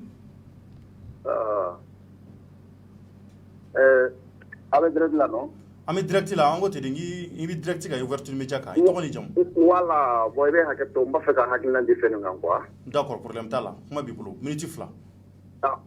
Cɛ yɔrɔ min fɔ nin ye quoi. defo bɛ an balimakɛ la parce que a bɛ ka kuma jɔnya min kan parce que ne yɛrɛ tɛ maraka dɛ mais ne ye marakaw sigira ka kuma kan jɔnya bɛ ka fɛngɛ a bɛ ka kuma minnu bɛ jɔnya don dɛ a bɛ ka munumunu o don jɔnya don jɔnya yɛrɛ b'u bolo hali sini mais maintenant par exemple n bɛ misaliya dɔ d'i ma quoi jamu wɛrɛ mana wuli sisan n bɛ misaliya d'i ma hali cɔrɔ ma wuli sisan ka t'i sigi o bɛ kɛ jɔn ye hali ne mana mun kɛ hali ne wulila ka t'i sigi marakaw fɛ sisan e bɛ kɛ jɔn ye ba tuma tɛ jɔn ye subhanallah n bɛ o f'i ye dɛ mais o kuma cogo di ta ka t'i sigi marakaw fɛ sisan o ba tuma tɛ jɔn ye mais hali ni tɛ ka mais n ko cɛ ko jɔnya tɔgɔ de b'u la mais k'u tɛ ka baara kɛ a ka bɔ yen yɛrɛ de n'o tɛ jɔnya yɛrɛ o tɛ k'a to hali n balimakɛ min bɛ ka kuma nin ta daminɛkɛ min bɛ k'a yɔrɔ fɔ nin ta a bɛ ka kuma munumunu de n'o tɛ marakaw yɛrɛ b'a dɔn ko jɔnya don mais ni marakaw yɛrɛ bɔra ka na fɔ yan ko jɔnya don mun b'a jira ko jɔnya don n b'a d'i ma par exemple cɛ bɛ ka yɔrɔ min fɔ nin ta marakaw yɛrɛ bɔra k'a fɔ ko jɔnya don ne ni maraka dama ma wele ka kuma la ko hali jamu wɛrɛ tari cogo fɛ ko ne ma fajɛ k'u bɛ kɛ jɔn ye bon John ne bɛna fɛ ka question mais comme ale bɛ ka fɔ vas-y mais an balimakɛ i jɔ an bɛna question dɔ poser voilà n ka di ne ye k'ale ɲininka mais ne ɲɛ b'a la comme ale yɛrɛ b'a la marakaw de ko tɛ marakaw de ko donc il me semble que finalement e yɛrɛ tɛ maraka ye mais kumaw bɛ ɲɛfɔ e ɲɛna de sinon ni tun ye maraka yɛrɛ ne tun b'i ɲininka jɔnya wale yɛrɛ ye mun ye est ce que o bɛ ka exercer marakaw kan wa est ce que a bɛ maraka milieu la jɔnya yɛrɛ bɛ tali kɛ ko mun kan est ce que o ko bɛ ka lawaleya wa jɔnya yɛrɛ kɔrɔ ye mun ye o de ko don dɛ ne kan b'o de ma jɔnya kɔrɔ yɛrɛ ye mun ye est ce que o lawaleya de bɛ ka kɛ maraka dugu la wa n bɛna voilà bon jɔnya yɛrɛ kawale min y'o fɛ dɛ kelen hali sini n'u y'u ka dugu kɔnɔ u b'a fɔ ko jɔndɔn ayi ne ye ɲininka de n ko jɔnya kɛwale ye mun ye a kɛwale fɔlɔfɔlɔ min ye dɛ o ye jumɛn ye a bɛ ka kuma fɛn min de kan fɔlɔ ko u ka baaraw ni fɛnw kɛ ɲɔgɔn fɛ hali bamanan na o baara kelen o tɛ bamanan na wa baara jumɛn mun baara jumɛn ni mɔgɔ sara mɔgɔ bɛ jɛ ka taa dɔ kɔni bamanan na mɔgɔ mana sa kɔni a bɛ jɛ ka o su kelen kɔni don fɛ awɔ mais ale ko fɔ bamanan ko cɛko ko a t'a la ni cɛko k'a t'a la mais mun b'a jira ko nin tun ye jɔn ye jagoya de oui mais ne hakili n'a fɔra jɔnya baara min n'a fɔ ka maa bila fɛn na fɛn mun bɛ k'a manda ye ne hakili o de ye jɔnya baara ye mais par exemple non o tɛ ka normali fɔ dɛ n'o tɛ hali sini ne ni maraka dɔ ye ɲɔgɔn fɛ ambassade la n kɔnɔ tulo b'i la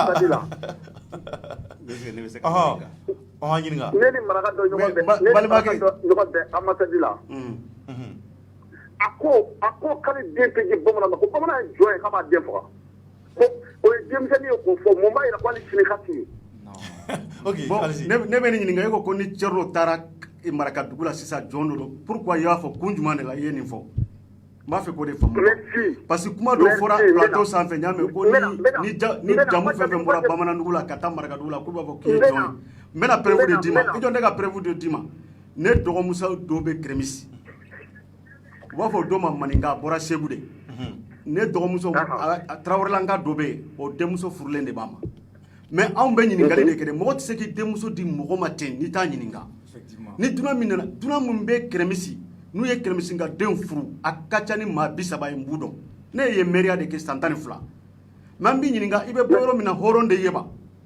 jali de ye ba gesere de ye ba i bɛ ɲininka o la o mɔgɔ tɛ se ka taa i yɛrɛ den nɔfɛ ni i m'a ɲininka k'a fɔ i ye siya sugu jumɛn ye effectivement donc o kɔni bɛ maraka la ne ko ko ni Thierno taara a bɛ kɛ jɔn ye ne t'a dɔn Thierno bɛ se ka kɛ jɔn ye ka ɲaga cogo jumɛn na fo ni Thierno nana ni a casquette ye n'a casquette nana obligatoirement an b'a minɛ o de minɛn kɔnɔ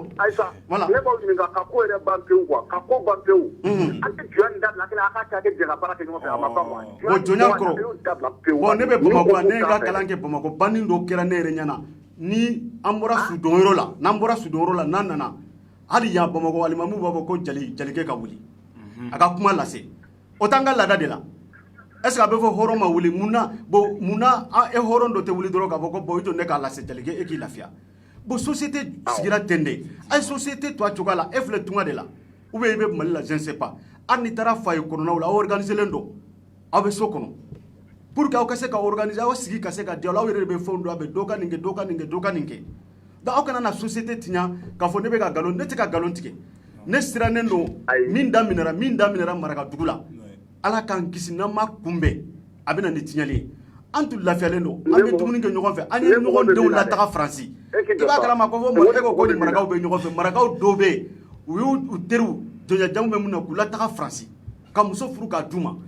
an bɛna nin bɛɛ tiɲɛ pourquoi à cause de ce problème là jɔnya yɛrɛ ye min ye i bɛ baara k'i ma tigi ye ne y'a faamu ten de mais e b'i ka so kɔnɔ ne bɛ n ka so kɔnɔ ni se tɛ e ni se tɛ ne n'a ka d'a a bɛ hinɛ na n'a ka d'a a kana hinɛ na yɛrɛ donc o de don mais n'a fɔra k'a fɔ ko nafolo min b'i bolo ne de t'a dɔn ne de ye matigi ye ne de b'a kɛ n sago ye o exemple kelen di ma marakadugu la ala kama exemple kelen di ma voilà kuma b'i bolo n bɛ na an tulo b'i la sisan ne mɔgɔ bɛ min na dɛ e mɔgɔ bɛ mun na mais n'u ko k'u tɛ jɔ ye k'u tɛ jɔ ye mun na u tɛ se ka kuma kɔni wuli ka bɔ yen dɛ non an m'a fɔ k'u ye jɔn ye sa ne yɛrɛ tɛ yen dɛ ne tɛ yen dɛ ne tɛ yen dɛ ne tɛ yen yɛrɛ mara mɔgɔ ye ne tɛ yen mara mɔgɔ ye ka yɛrɛ mara mɔgɔ ye mais a ka di ne ye mun na u t'a wuli ka bɔ yen de e ye siya jumɛn de ye n balimakɛ n b'a fɛ k'o dɔn voilà ne ye siya min ko f'i ye wa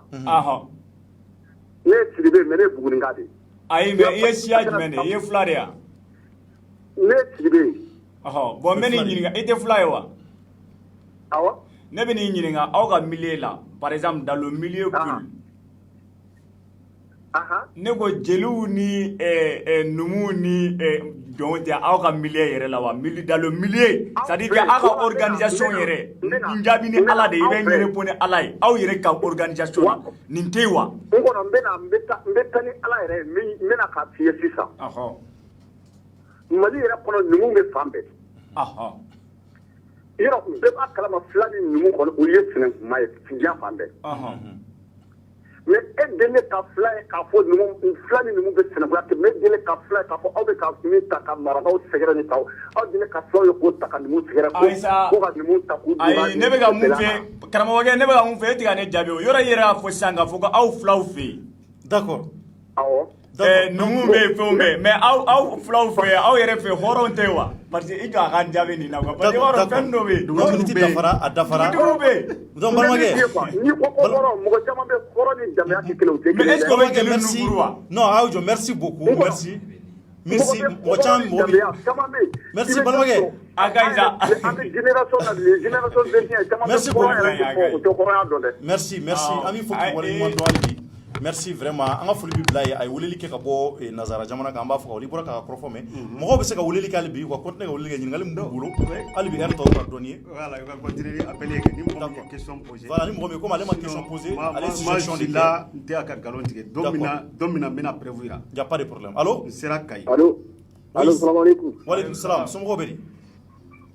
foli baasi t'aw la Thierno ça va oui ça va Dieu merci i tɔgɔ alhamdulillah voilà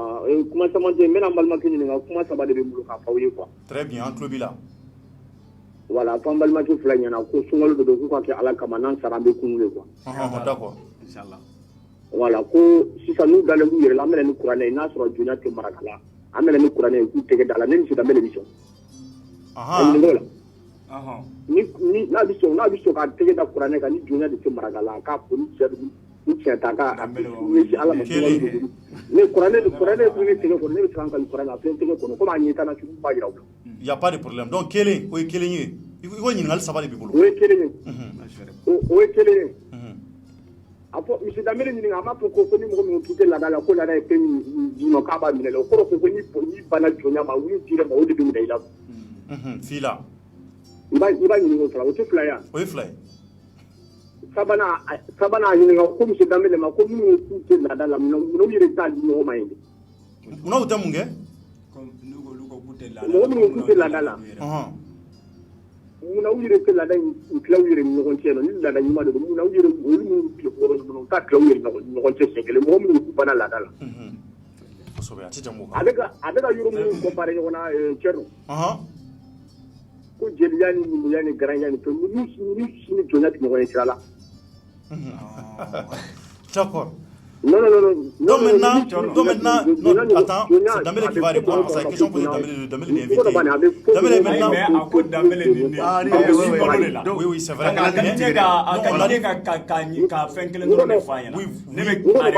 C'est vrai.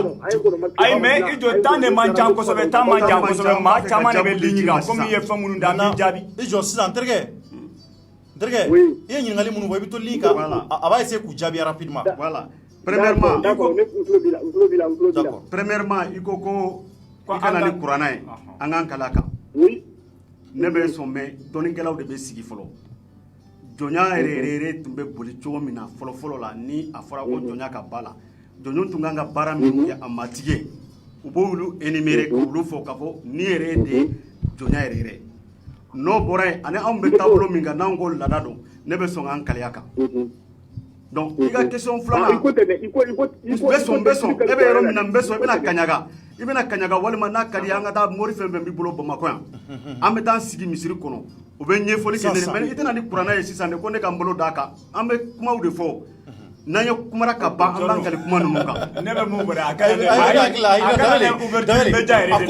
il b'i kale wa i t'i kale de. Ça c'est très simple. Non, moi je dis que je vais jouer sur le Coran. O y'a to ne ko n b'a fɛ ka question de poser a kunna o. Ayi non, ale ye question mun poser a ye question de poser a bɛ ka jaabi o ne bɛna jaabi de ka tila k'a fana ɲininka o. N balimakɛ i ko n'a sɔrɔ sisan Dambélé ni ne n'a sɔrɔ ni jɔnya mun fɔra n'an bɛ se k'an kale kuranɛ la an bɛ sunkalo de la an k'an kale Ala la ko n'an bɛ se k'an tɛgɛ da kuranɛ kan k'a fɔ ko jɔnya tɛ marakaw fɛ yen ne fana b'a f'i ɲɛna ko ne bɛ se k'an kale Ala la an bɛ sunkalo la n bɛ n kale n ka sun na. Awɔ kuranɛ de ko don n bɛna ni kuma de o n bɛ ka na ni kuma de ye sa e ka ne lamɛn n bɛna ni kuranɛ o ne bɛ n kale kuranɛ la o a ka jɔ ne bɛ na ni ka kuma de ye ne fana bɛ se k'a f'i ye n bɛ n kale Ala la kan Ala kɔni ka bon ni kuranɛ ye parce que kuma de bɔra Ala da yɔrɔ ne bɛ n kale Ala la e ka ne lamɛn bani ayi mais subhanallah kana nin kuma fɔ kana nin kuma yɛrɛ fɔ kana ayi voilà bon n bɛna ni kuma min ye y'a lamɛn kuranɛ komi i dalen don kuranɛ mun na i n'a fɔ an yɛrɛ bɛɛ dalen don kuranɛ la cogo min na lamɛn sa n bɛna na kuma de e ka ne lamɛn bani d'accord vas-y plus e dalen don a la ne dalen don a la yɔrɔ bon kuranɛ ye jɔnya mun fɔ kuranɛ y'a fɔ ko jɔnya kɛwale mun ko a kan ka fɔ karisa ma k'i ka jɔn don kuranɛ ye critère minnu fɔ a la n'a y'a sɔrɔ o jɔnya wale de bɛ ka kɛ marakaw fɛ bi na ni kuranɛ ne bɛ n tɛgɛ da la n'a y'a sɔrɔ kuranɛ ka na ne to walahi n'a y'a sɔrɔ kuranɛ kumana jɔnya kan cogo min na n'o jɔnya de bɛ ka pratiquer marakaw ka milieu la na ni kuranɛ ouverture média kan n bɛ n tɛgɛ da la. Non, ne ka question pas même monsieur Dambélé oui monsieur Dambélé a kuimen kana monsieur Dambélé na ɲini ka kuma kelen na ayi matla i ye kuma dɔ fɔ ne i ye question saba de poser i ka question fila bɛ ɲɔgɔn kɔnɔ n bɛ olu jaabi mɔgɔ de bɛ ka lamɛn mɔgɔ de bɛ ka lamɛn balimakɛ e ka ne lamɛn n b'i ka question saba jaabi n ye fɔlɔ jaabi non balimakɛ e k'i jɔ Dambélé jɔ balimakɛ monsieur e k'i jɔ i ye question saba minnu poser a k'u jaabi rapidement komi heure ba t'an bolo maa caman bɛ lin kan y'a faamu wa voilà i ka question filanan fɔlɔ n y'a jaabi n ko n tɛ se ka n kali tant que dɔnnikɛlaw baw ma critère fɔ jɔnya yɛrɛ ye min ye u bɛ ɲɛfɔli kɛ ne ni e sigilen kuranɛ bɛ yen n'u tilala ne bɛ n kali d'accord filanan i ko parce que ne ko laada ye minnu d'i ma ne ko k'i tɛ laada la i b'olu yɛrɛ citer k'u segin ma donc n ko sigi nana hinɛ de kama an nana an ye ɲɔgɔn sɔrɔ ou bien i nana ka na n sɔrɔ ne ye dugu yiri tigɛ n y'a fɔ cogo min na Kérémisi ne b'a dɔn mɔgɔ saba ou mɔgɔ naani u y'olu bɛɛ kan tigɛ Tarawelelakaw don tubabuw de y'u kan tigɛ ko parce que u ye fula dɔgɔ u ma sɔn ka jira u nana dugu kɔnɔ ko mɔgɔw jɔn ye dugutigi ye n'u ye Tarawelelaka min u b'a bolo ta u b'o kan tigɛ n'o bɔra yen mɔgɔ wɛrɛ b'a bolo kɔrɔta i nana ka na fara mɔgɔ min kan a ye yɔrɔ d'i ma ka sigi yɔrɔ d'i ma ka forow d'i ma ka sow d'i ma ko an ka laada d'i ma laada in dun tɛ kelen kan ni laada baara fanba bɛ e kan moi je suis contre ça a cas je dis devant le procureur n ko n'a sɔrɔ marakadugu la jɔn minnu ni baara fanba bɛ olu de kan olu de bɛ taa tobili k'u ma tigiw ye bandi mana kɛ saya mana kɛ fɛn fɛn mana kɛ u k'a fɔ n ye je vais aller les défendre moi je dis ça n'a fɔra k'a fɔ ko jɔnya tɛ yen n b'a k'i ye i b'a kɛ n ye moi je suis d'accord avec ça D'accord. An ka ɲɔgɔn furu sa ça kɔni vraiment hali ni bɔra hɔrɔn de fɔ n'a ma sɔn k'i don d'i ma ouais voilà pour la question min da d'accord oui en tulo b'i la tɛna kuma mɔgɔw ka taa ligne na n tɛna kuma janya n bɛna misi Dembele ɲininka question kelen dɔrɔn a ka se k'o jaabi dɔrɔn. Ok, fais vite. Oui. Monsieur Dembele aw ko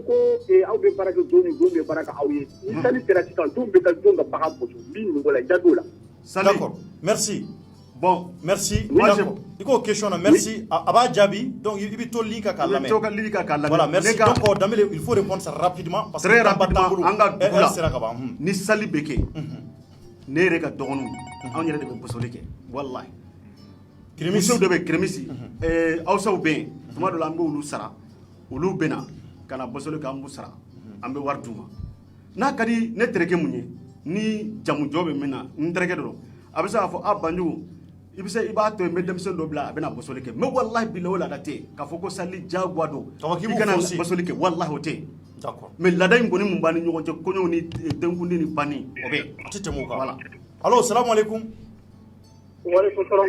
n balimakɛ a lajɛ i ka téléphone dɔ in bɔ i kɛrɛfɛ parce que an tulo bɛ kumakan fila la Thierno salamu aleykum waaleykum salam tɔgɔ duman jamu duman monsieur Fofana Abdoul ka bɔ France Monsieur Fofana, d'accord. Donc, minute Flabi, il y rapidement Fofana. Oui, c'est ça. Merci. Monsieur Dembele, ancien maire, merci.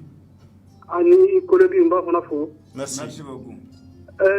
Folie, Tamili Kofe, Mbaga, c'est tout ça. Mais par contre, monsieur le maire, monsieur Dembele, mbɛn fo ne ye kasoga ye n bɛna détail ka wɔlɔwɔlɔ pour aw b'a faamuya ne ye kasoga ye ne tɛ maraka ye n ye kasoga de ye d'accord mais an ni marakaw sigilen don an ni marakaw an bɛɛ menacé bɛ ɲɔgɔn na quoi an bɛɛ sigilen bɛ ɲɔgɔn kan d'accord n bɛ kasogaw dɔn n bɛ marakaw dɔn ok jɛnya ko wale kɔn bɛ ka ye élection na n b'a dɔn kosɛbɛ n b'a dɔn ka tɛmɛ Dembele yɛrɛ kan kuma sɔrɔ ka kuma sɔrɔ dɔn n b'a dɔn parce que a côté fila bɛɛ ne b'u fila bɛɛ dɔn maraka ye jɔn de ye maraka ka comportement ye mun ye u ka baara ye mun ye sigida la kasogaw ye mun ye kasogaw ka comportement ye mun ye u ka baara ye mun ye sigida la n b'u côté fila bɛɛ dɔn jɔnya ko wale bɛ ni côté fila bɛɛ de fɛ d'accord Thierno n bɛ fɛn kelen fɔ Dembele a sunnen don nakili a sunnen don a y'a fɔ k'a ye silamɛ de don silamɛ don hadamaden hali ma tiɲɛ fɔ kɛ hɔrɔn ye kosɛbɛ i kana da ala yɛrɛ la i kana da ala yɛrɛ la ala kana k'e sa da ala k'a fɔ ala t'e yɛrɛ sa da o la sa mais kɛ hɔrɔn ye i ma sisan Thierno oui Fofana n'i taara Bafulabe mara la n'i ye ba tigɛ Bafulabe mara la Bafulabe daga la n'i ye ba tigɛ k'i kunda koron fanfɛla kan n'i taara Kayi n'i ye ba tigɛ Kayi k'i kunda marakaw fanfɛla kan koronfɛla fanfɛla kan k'i kunda Soromani Jafununu ka taa quoi fo Ɲoro fo Mauritanie frontière la kasogaw fɛ marakaw fɛ jɔnya wali b'a bɛɛ lajɛlen na Allahu akbar han n bɛ kala ala la n bɛ marakaw don Dembele marakaw fɔ cogo min na n bɛ Dembele dɔn ka taa n ba dɔn ka taa n bɛ yɛrɛ kan a tɛ taa bɔ kan n bɛ marakaw dɔn ka taa n bɛ yɛrɛ kan n bɛ kasogaw dɔn ka taa n bɛ yɛrɛ kan parce que anw sigilen don an b'u bɛɛ dɔn a tɛ tɛmɛ o kan mais ɲininkali jumɛn b'e bolo sa Fofana ɲininkali jumɛn b'e bolo ka tɛnkuwa rapidement Fofana la an mago b'o de la parce que n'i ko k'a bɛ yen i ni question damadɔ de poser a kunna pour prouver n bɛna d'accord Thierno oui jɔnya wale min bɛ kuranɛ kɔnɔ o tɛ marakaw fɛ d'accord jɔnya wale min bɛ kuranɛ kɔnɔ o tɛ kasogaw fɛ d'accord aw bɛ yafa nin si tɛ min bɛ kuranɛ kɔnɔ a tɛ ta mais jɔnya bɛ yen a modéré de bɛ yen min ni si tɛ kelen ye ok vas-y minnu tɛ kelen ye quoi d'accord a ye jamu fɔ cogoya min na quoi jamu dɔw bɛ yen n'u bɛ la kasogaw fɛ marakaw fɛ i ye jɔn de ye a diyara i ma diya o y'i jɔn de ye n balimakɛ dɔ y'a fɔ sisan ko e cɛ dɔ ko n'i bɔra sisan ka taa sigi marakaw fɛ k'i bɛ kɛ jɔn de ye wa tiɲɛ don ni e cɛ dɔ n'a ma di i bɛ se ka kɔrɔ sisan n'i bɔra Bamako sisan ka taa sigi maraka dugu dɔ la ou bien Kasuma dugu dɔ sisan i bɛ kɛ jɔn de ye. Thierno ye yen kɛ ka ban o Thierno kɔni yɛlɛmane risque toi partout i bɛ kɛ jɔn de ye mais marakaw y'u ta kɛ cogoya min na ani Kasuma y'u ta kɛ cogo min na u tɛ kelen ye. ne yɛrɛ y'a ye Kasuma ka bɔ Kasuma dugu la ka taa sigi marakaw fɛ u y'a kɛ jɔn ye or que anga ka to anga yoro la anga dugula u de dugutigi wi no abara un fe ka ta dugutigi mais Fofana u ya ke joye Fofana est une question posée ou et il a comment bec suggestion de est question posée parce que il a minute d'afara kaba question posée question kelen dron posée à quoi jabi OK Dambele est-ce que mbini ka don ni mɔgɔ mana ko k'u tɛ jɔn ye ko u tɛ jɔn ye mun na a man kan yɔrɔ bɛ yɔrɔ jumɛn de k'a fɔ surtout ko tɛ jɔn ye o man kan yɔrɔ bɛ yɔrɔ jumɛn de. Merci beaucoup. Mais mi jaabi bɛ ligne kan. Merci. I ye n ka kuma so ji la. D'accord, oui. Oui. Juste 2 secondes. Juste mana kuma ka tɔgɔ fa fɛn fɛn dɔrɔn vite fait n bɛ kuma bila quoi i y'a mɛn a bɛ yafa n ma. D'accord. Ka tɔnkaw fɛ. Bafulɛ bɛ mara fɛ ka tɔnkaw fɛ ka taa olu ye fɔtabula toroma commune yɔrɔ la quoi ka tɔnkaw fɛ quoi Tomara b'o kɔnɔ Kɔntara b'o kɔnɔ yɔrɔ caman b'a kɔnɔ quoi olu y'a kɛ cogoya min na marakaw ma kɛ tan. OK, merci beaucoup Fofana. Donc il va te répondre hors ligne. Parce que il a air d'afara. S'il vous plaît. Pardon, non, il a air sera. Fofana, s'il vous plaît, air sera. Ça veut dire moi parler de quand il watch l'autre quand s'il vous plaît. Merci.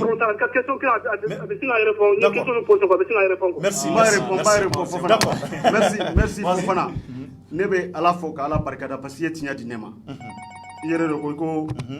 jɔnya acte minnu bɛ kuranna kɔnɔ tiɲɛ yɛrɛ la o tɛ marakala o tɛ kasɔnkaw fɛ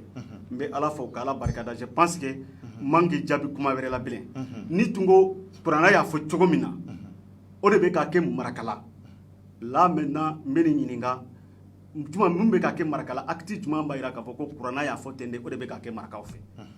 bon n'i ye marakala don cogo cogo madala n'i bɛ se k'a dɔn ka ne bɔ ne fana tɛ se ka kasɔnkaw don ka e bɔ parce que i ko k'i ye kasɔnka ye i filila o yɔrɔ la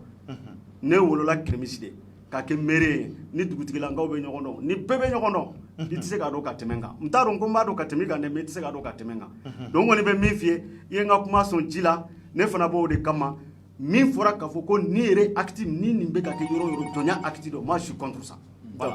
D'accord a banna o y'a jaabi hakili la Fofana tulo b'i la donc on va continuer ka appel tali bi parce que mɔgɔw bɛ fɛ o tigɛra mɔgɔw bɛ fɛ k'o tilata fɔ mais je pense que an bɛ yɔrɔ min na ko sisan mɔgɔw bɛ tiɲɛna parce que i ye caman fɔ faamuyali sɔrɔ olu la donc hali bi an bɛ ligne mɔgɔw ma bɛɛ ka mɔgɔw ka se k'u exprimer oui allo oui allo salam alaikum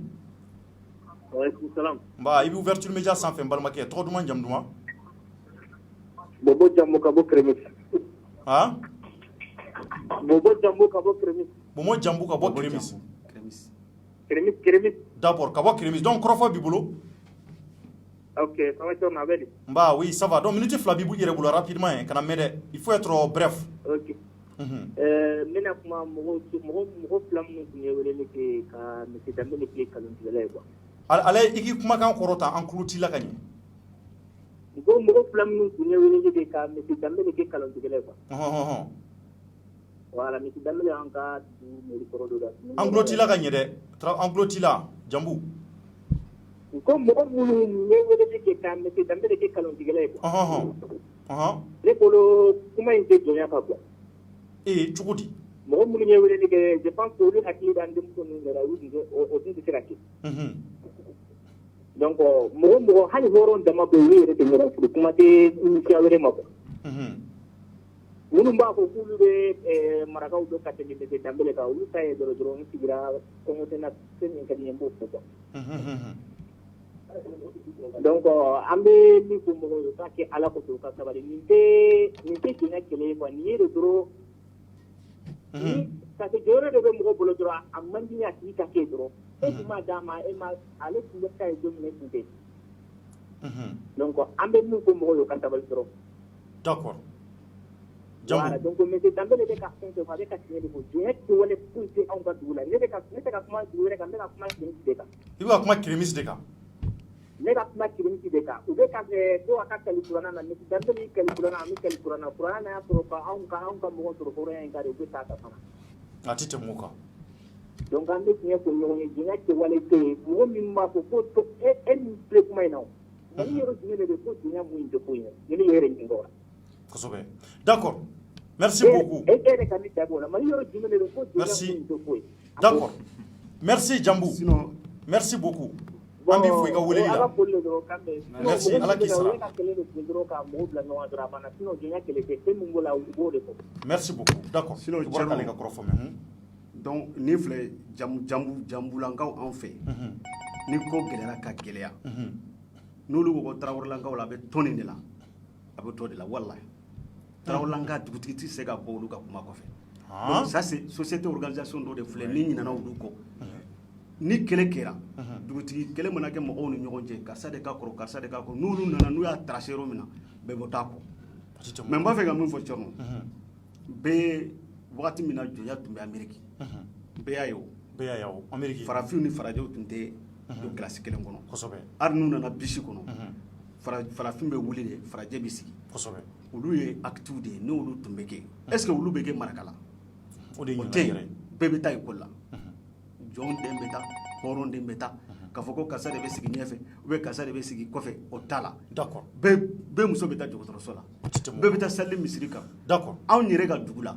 jɔnya jamu b'an ka alimami la ale yɛrɛ de ka alimami ye ok donc an ka a tɛ tɛmɛ o kan an ka appel ta salam alaikum ne ye prévu de di quoi allo oui allo salam alaikum oui Thierno ça va oui ça va i yɛrɛ dun ouais basi foyi tɛ n na nba i bɛ k'an wele ka bɔ min ani tɔgɔ ni jamu ne b'a wele ka bɔ Espagne ne tɔgɔ ye Kekuta Samura ne ye Kasumaya ye Samura merci donc kɔrɔfɔ b'i yɛrɛ bolo minute fila rapidement Dambele bɛ ka kuma min fɔ Ɲataro cogo di n'i y'a mɛn laada hadamadenw ni ɲɔgɔn cɛ dɔn a tɛ kɛ hadamaden ni bagan cɛ kosɛbɛ n tɛ laada la ni e b'a fɛ e k'a ta kɛ e ka tigi to yen a bɛ ka min fɔ ko k'a don Kurani kɔnɔ Kurani ye jɔnya bi fɔ est-ce que o jɔn bɛ Mali la o tɛ yen Kurani min yira ko k'a kɛ jɔn ye est-ce que o kɛlɛ sera an fɛ ka maa kɛ jɔn ye wa ayi kayi mara fɛn fɛn filɛ nin ye Kurani ye jɔnya bi fɔ o jɔn tɛ Mali la nin bɛ n'ale sigi min fɛ i b'o kɛ jɔn ye nin dɛsɛbagatɔ min nana i b'o kɛ jɔn ye ni maa ka t'i ka laada la ni e b'a fɛ e t'i ka laada kɛ i k'o tigi to yen mais e yɛrɛ bɛ ka kuma minnu fɔ e bɛ se ka sariya tigɛ wa c'est à dire a kɛra e ɲɛna wa i y'a ko kɛtɔ ye wa ne bɛ filɛ ne b'a tɔn kɔnɔ ne b'a kɔnɔ ne bɛ CSP la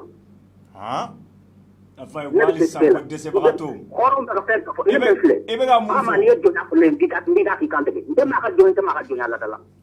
d'accord Kasumaya salam alaikum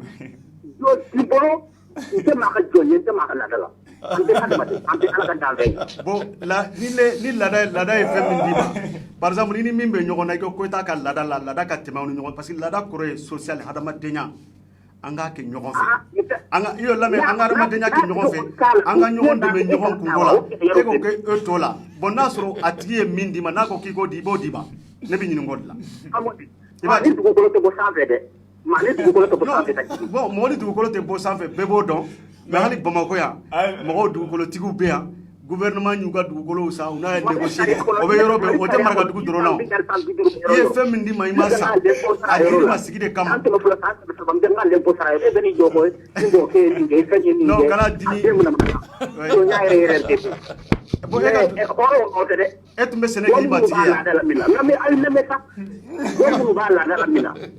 olu de don hɔrɔn y'i da yɛlɛ ni bida k'i kan tigɛ n t'a dɔn faamaw bɛ min kɛ ne la dɛ ni ne min tɛ tiɲɛ na ne b'o dɔn n tɛ maa ka jɔn n tɛ maa ka jɔnya la dɛ mais e tun bɛ sɛnɛ k'i ma tigi yan e tun bɛ sɛnɛ k'i ma tigi yan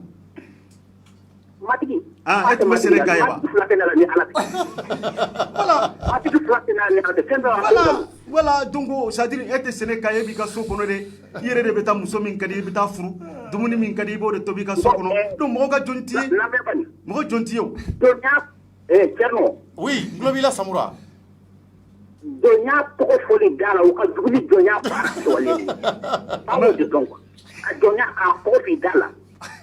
o de ka jugu ni dɔn ye e ka jɔnya waleya kɛ mun n'a bɛ sɛbɛn fɛnw kɔnɔ kuma ninnu yɛrɛ fɔli ma n'an yɛrɛ ka jamana ye bɛɛ ça c'est interdit n'an yɛrɛ ka jamana tɛ maa yɛrɛ b'i sigi k'i bɛ taga ni jɔnko kuma ni fɛnw ka bilatu la bi hadamadu no be jidalen de mi Ouais, monsieur Samoura. balo ke ma bolo ma hami to Oui. lada mu lada kuntai Oui, écoute-moi, monsieur Samoura. sawa C'est ça. Ne fɔra ka damele ko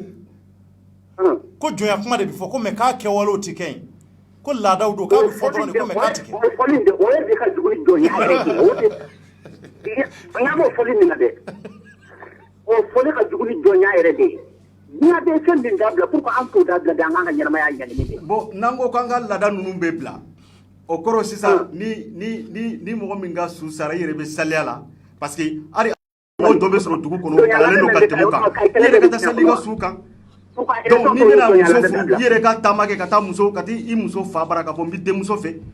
i yɛrɛ ka taa nɔfɛ u ka kɔjɔmuso ta k'a labɛn ka taa d'i ma so donc laada ye fɛn caman de dilan sutura b'o kɔnɔ aw ka b'o de tiɲɛ o ni jɔnya tɛ kelen ye voilà. Mba ni élection to jɔnya laada tɛ yɔrɔ min na olu balolen tɛ wa ou bien an bɛ ka tiɲɛ ko ka bon olu ta ye wa. Ari Francis Monaco filɛ il y a le prince là-bas. Muna Albert. Muna o bɛ Monaco. Non Muna reine d'Angleterre bɛ tradition don hali bi. Ari reine d'Angleterre bɛ Angleterre. Voilà. Espagne e bɛ Espagne min na ura bɛ yen. Muna olu ma élu o ko laada de y'olu sigi depuis fɔlɔ la ni mɔgɔ bɛɛ jɛra n'a ye. Donc n'i ko k'i tɛ wura yɛrɛ kɔni bi l'Espagne ka t'i sigi Espagne télévision la k'a fɔ wura ye tɛ mun bɛ n t'a la bi n t'a la sini n'i ka papier d'i ma i bɛ na. Oui Samoura an tulo b'i la Samoura. Aw kana fɛnw ɲagami ɲɔgɔn na fɛn minnu tɛ kelen ye. E cogo di. Lamɛn bani. E maa mɛn fa wolola ne ɲana e ba wolola ne ɲana ne ka taa laada t'i bolo o tuma danga don wa. E ba wolola ne tigɛ kɔnɔ e fa wolola ne tigɛ kɔnɔ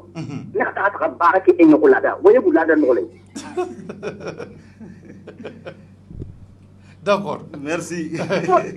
Samoura. O de ye hɔrɔnya ye. D'accord. E ba wolola ne bolo e fa wolola ne bolo ne ka taa baara kɛ e bolo ko laada o ye mun laada nɔgɔlen den de. Ne ye kɛlɛ nbama an bɛɛ de a b'an bɛɛ de i b'a sɔrɔ dɔw bɛ e ka kunna ye Samoura e fana ye. Donc Samoura. E bolo laada minnu b'an ka sigidaw kɔnɔ nafa t'a la wa a bɛɛ ka ci ka bɔ yan. Nafa foyi t'a la ni ɲɔgɔnlan gosi tɛ ni ɲɔgɔn t'a la ne b'a fɛ k'a ta kɛ o de ye hɔrɔnya ye ni ko k'u ye hɔrɔn ye a hɔrɔnya ye mun ye ni dɔw k'u t'a la ne dun ye hɔrɔn ye ne kan ka n den de ta ka k'a ye ka taa di ne ye ni n'a ko a tɛ kɛ min na o to yen ne b'a fɛ k'a ta kɛ o de problème. Vraiment. D'accord, merci Samoura. Ne tɛgɛ kɔnɔ ko ne ka taga f'i ye ko kasari d'i ma dun k'a bɔra tan i fa wolo ne bolo i ba wolo ne bolo ne ka taa baara kɛ bolo ko laada o ye mun laada nɔgɔlen ye. D'accord, merci Samoura. Merci Samoura, vraiment famera. Merci. D'accord. Allez en balma kasoga do donc allez ka profila. Je crois que donc je pense que amala ka mo nan dron ta 4 personnes lolu mamun gasige benuma am soro ka temeni crofoto e ka laban inchallah. Voilà. D'accord. Donc anga ninga appel fanata. Oui, allô, salam alaikum. Allô? Allô? Allô? Oui, sommes Beri. Ça va bien? Bah, en clôture la gagne ne fa itala ki kan korota. Voilà, en clôture la sang. Sommes wagene? Ça va tenir. Bah, ibala kan wule ka boni. Je pour mo be Traoré ka français. OK, Traoré. Donc crofa bi bula rapidement minute fla kono. Ne Kemisikari comme mon monsieur le maire. D'accord. Bon, ne ko ta contribution fara be monsieur le maire taka. Kuma jama fara pantara kuma jama comme ta ma jatuguni. D'accord. Ya te ko sa chama ko saka to Traoré me ko o furu yoro re. Ko furu ka taw ma on ñonche. Aw hakki bal haran dem monsieur lamaw. Pression mun ko be jonya ni horo ñonche. Si ça no a chama bora yeno ka dire ma 4 mankate. D'accord. Oui, ça c'est même à la civilisation ani oni yoro ka dire be ko mi. D'accord. Pe chama be no o be ta. Aérema. Ni ko be développer là. C'est que des situations maintenant que chama avec boyeno. D'accord. Pour mi fana do tukuni. Folo o kumba polan kamba ko makro ko ko mi. Ni joni mo ko mi mo ko jon. Na muso har na bette mela. Ni se kinya ko ta la ke. D'accord. Mais ita ina no sim na le petit sam. O be kenyo ko fe. O be nyoko kan. Ni ko wati do re ko kumbena se sisam. E do mi ko ay jonye. Ani mi ko ay horonye. Na abora iti muso no fe. si ko ta ba dama sisa jɔnw bɛ ka e sɔrɔ hɔrɔnw kɛ yen nɔ sisan aw yɛrɛ ɲana a ti tɛmɛ o kan a ti tɛmɛ o kan voilà tɔgɔ an ka dugu la anw ye tarawelelakaw ye minnu bɛ ko k'u ye jɔnw ye mɔgɔ si tɛ sɛnɛ ko ti mo esclave aw de b'o dɔn tuguni k'a fɔ ko o bɛ bɔli kan n'i ye min fɔ ko laadaw ye o fana bɛ yen nɔ o fɔla o kɔni olu bɛ a bɛ yen nɔ sisan mais fɛn fɛn bɛ a bɛ taa dɔɔni dɔɔni de mais n'aw fɔ ka furu fana dɔn ne ye hɔrɔn ye ni hɔrɔn wele ko n'i b'a fɔ ka ne dɔn furu ne ko ni i na ci ci bɛ da l'agressivité hali o muso hali ni i ye cɛ dara i tɛna sɔrɔ n'i b'a fɔ ka furu de ka don sisan ne bolo cogoya wɛrɛ t'a la min fana tɛ nin ye tuguni quoi kosɛbɛ d'accord wa ne b'a fɛ ka furu dɔn aw ni ɲɔgɔn cɛ d'accord ne b'a dɔn o kan ka kɛ musoya de kɔnɔna la ani ni min tɛ nin kɛcogo ye tuguni quoi n'o tɛ aw fɛ de sisan donc même à la ville de Crémis dans la commune d'accord il y a certains jeunes même maintenant ils le veulent non minnu tɛ hɔrɔn ye minnu b'a fɔ minnu tɛ tarawelelakaw ye ka jamu wɛrɛ b'u la minnu fana tɛ tarawele tuguni c'est pas des tarawele a ti tɛmɛ o kan n'o fɔ a ti tɛmɛ o kan kan o bɛ yen nɔ ni ka tɛmɛ jɔn de kun bɛ ka fɔ e ye jɔn ye e tɛ kɛ foyi ye je pense que dans la commune de Crémis 90% o ye tarawelelakaw ye u kun t'o ta d'accord donc Traoré i ka minute fila dafara dɛ minute fila dafara d'accord bon ne kiri b'a fɛ min fɔ dɔrɔn donc i bɔra ka explication mun di an k'i la faamuyali caman sɔrɔla nin na faamuyali sɔrɔla nin na kosɛbɛ voilà an b'i fo i ka weleli la ne b'a fɛ ka min fɔ ka fara kan dɔrɔn s'il y a un problème an ka sigi ka kuma kɛ c'est tout vraiment c'est l'essentiel merci beaucoup c'est l'essentiel vraiment o ka fisa ni maa Traoré ye quoi c'est vrai merci beaucoup Traoré donc i bɔra k'ale ka kɔrɔfɔ mɛn donc mɔgɔ saba an b'o ta n'an y'o ka appel ta an bɛ sɔrɔ ka a kun cɛ ni kumaw ye kuma minnu bɛ yen ko faamuyali bɛ se ka sɔrɔ a la hali bi salamu aleykum ouverture média n balimakɛ somɔgɔw bɛ di aleykum salaam tɔrɔ tari baasi t'i la y'a ka cɔnɔ baasi foyi t'an yɛrɛ la a b'a kan tɔgɔ duman jamu duman i bɛ k'an wele ka bɔ min an ka tɛmɛ tɔgɔ ni jamu la d'accord problème t'a la n kun bɛ ka lamɛn de komi n tɛ bamanankan mɛn kosɛbɛ mais i ka cɛ min a bɛ komi min fɔ tiɲɛ t'a la a bɛ n'a fɔ tiɲɛ t'a la oui mais tiɲɛ jumɛn t'a la tiɲɛ jumɛn t'a la i bɛ se ka ɲininkali jumɛn ten kun a la i bɛ se ka ɲininkali jumɛn fɔ a ye ne ye marakɛ de 100% ka wolo marakala ka mɔɔ marakala hali sisan n tɛ bamanankan mɛn kosɛbɛ ni ale ko jɔnya bɛ yen jɔnya bɛ yen min fan jumɛn a bɛ hali sisan mais fan jumɛn min bɛ kuranɛ kɔnɔ o tɛ dɛ fan jumɛn e ko jɔnya bɛ yen parce que ale ko Crémis ko n'i ye Kaɲaga ta k'a lajɛ ko Kaɲaga mara la k'a ten maraka fan fana bɛ yen a bɛɛ la a b'a bɛɛ la a b'a bɛɛ la a ti tɛmɛ o kan ko ale bɛ Kaɲaga don ale bɛ Kaɲaga don n'a y'a fɔ ko jɔnya bɛ yen i b'a faga ale yɛrɛ b'a dɔn ale yɛrɛ a bɛ Kaɲaga kɔ don Tarawele don a t'o dɔn n'a ye ko jɔnya bɛ yen plateau kan a bɛ balo a kɔfɛ mais ɲininkali jumɛn b'e bolo ka ten ko a la maintenant ɲininkali jumɛn b'i bolo ɲininkali ko tɛ ne bolo ale bɛ ka insisté cogo min na hali ni ye tiɲɛ fɔ a bɛ sɔn sinon kɔni ni jɔn kumara i b'a fɔ i jɔn de bɛ kuma maraka mɔgɔ i yɛrɛ ta jɔn ka de a b'a komi olu de ka wusa ka tɛmɛ u kan quoi a ti tɛmɛ o kan n tɛ se ka bamanankan cogo kosɛbɛ mais a bɛ yen mais ale bɛ Kaɲaga dɔn ne b'a dɔn n'a y'a fɔ ko jɔnya bɛ yen a t'a ɲɔgɔn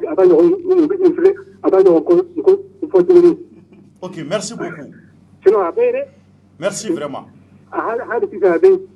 salaamaaleykum an b'i fɔ k'i waleɲuman dɔn merci beaucoup depuis France a ka numéro ye France numéro ye an b'a fɔ ka waleɲuman dɔn nin waati in na donc maintenant a tɔ tora maa fila ye n'an y'o maa fila ta an bɛ sɔrɔ ka a ɲɔngiri d'accord salamu aleykum ouverture média nin waati in na a bɛ ouverture média sanfɛla la tɔgɔ duman jamu duman balimakɛ salaamaaleykum somɔgɔw bɛ di Umar Sidibe Umar Sidibe ka bɔ min ka bɔ Espagne d'accord kɔrɔfɔ b'i yɛrɛ bolo minute fila rapidement voilà ne b'a fɛ ka min fɔ donc u bɛ ka fɛn fɛn fɔ version fila fɛn fɛn c'est-à-dire ne bɛna min fɔ aw ye laada min bɛ Mali la hali IBK bɛ se ka bɔ yen cogo di a bɛ se ka bɔ yen hali ile ka ibri Boubacar Keita tɛ se ka laada ninnu ko ye donc ne bɛ jigin mɔgɔ minnu na ne bɛ jigin marakadugu minnu ye mɔgɔ ninnu permettre k'u la don u ka dugu la ne bɛ jigin olu de la c'est-à-dire i b'a dɔn problème min ye terno problème ye jumɛn ya Europe ya tubabuw ka association dɔw de bɛ yen hali si n'a ye terno diya i bɛ na u bɛ wari d'i ma i bɛ taa wari ɲini kow de don quoi i b'a faamu u bɛ wari ɲiniw de la quoi hali ni ne taara k'a fɔ ni ne taara o association na ko jɔnya bɛ n ka yɔrɔ la ko n b'a fɛ u bɛ papier d'i ma fɔlɔ o ye premier ye filanan u bɛ wari ta k'a d'i ma n'i bɛ se k'a kɛlɛ i b'a kɛlɛ u bɛ ka taga wari de minɛ i tun wari ko fɛ ka manamanakanw fɔ k'a fɔ ko jɔnyaw ni fɛnw jɔnya tɔgɔw de bɛ yen sinon jɔnya tɛ Mali yɔrɔ si mais e b'a la ka kuma mun fɔ e yɛrɛ ɲɛ ye o ye wa e yɛrɛ ɲɛ ye u bɛ ka wari di association dɔ ma est ce que i ɲɛ ye n y'a ko directeur dɔ n'a ye diya n'i b'a fɛ ka wari sɔrɔ n'i b'a fɛ ka wari sɔrɔ i b'a fo Europe ya jamana bɛɛ tɛ Europe dɔn hali n'i y'a fɔ hali n'i bolo hali n'i nana Europe ya hali n'i tagara yen association na k'i ye PD de ye ko i y'i kɛ ka b'i ka dugu la u bɛ wari d'i ma u bɛ papier ta k'a d'i ma ko farafin yɛrɛ bɛ k'a yɛrɛ feere quoi a ti tɛmɛ o kan hali k'i ye PD de sini u bɛ papier d'i ma ni papier t'i bolo u bɛ wari d'i ma i b'a fɔ ma d'accord donc i ka kɔrɔfɔ laban ye jumɛn rapidement i ka minute 2 dafara ne ka kɔrɔfɔ laban ye min ye u bɛ ka furuko min fɔ hali Bamakɔ min ye capitale ye yanni u ka taa village kan Bamakɔ min ye capitale ye ko jeliyaw ni numuyaw bɛ Bamakɔ ye kosɛbɛ mais ko tribunal de Bamakɔ yan mais u tɛ taa kɛlɛ u ka kɛlɛ daminɛ Bamakɔ kɛ n'u b'a fɛ a ka kɛlɛ de u ka kɛlɛ daminɛ Bamakɔ ye jeliyaw ni numuyaw bɛ Bamakɔ ye hali sini n'i bɔra mɔgɔw den nɔfɛ Bamakɔ ye a b'i ɲininka de ko e siya jumɛn i bɛ ɲininka o de la fɔlɔ mɔgɔ bɛ se ka o bɔ yen tilekunna na k'a fɔ ko jɔnyaw ni fɛnw aw bɛ ni min y'a yɛrɛ sɔrɔ Europe ka wari ni sɔrɔ dɔrɔn jɔnya ko min bɛ ne ka jɔnya ko min bɛ ne ka min fɛ cɛ dɔrɔn jɔnya ko ca de don kɛ k'a fɔ k'a tɔgɔ de bɛ yen mais a kɛwale tɛ yen tɔgɔ min bɛ yen o ca de ye d'accord merci mais tɔgɔ nin tɛ se ka bɔ yen tɔgɔ nin tɛ se ka bɔ yen parce que tɔgɔ nin tɛ se ka bɔ yen tɔgɔ parce que ni min y'a yɛrɛ sɔrɔ Europe yan dɔrɔn n'u ye wari ni sɔrɔ dɔrɔn u b'a fɔ k'a bɛ taga kɛlɛ kɛ k'a fɔ k'ale bɛ jɔnya d'accord merci beaucoup n balimakɛ n b'i fɔ k'i waleɲuman dɔn i ka weleli la ala k'an to ɲɔgɔn ye merci beaucoup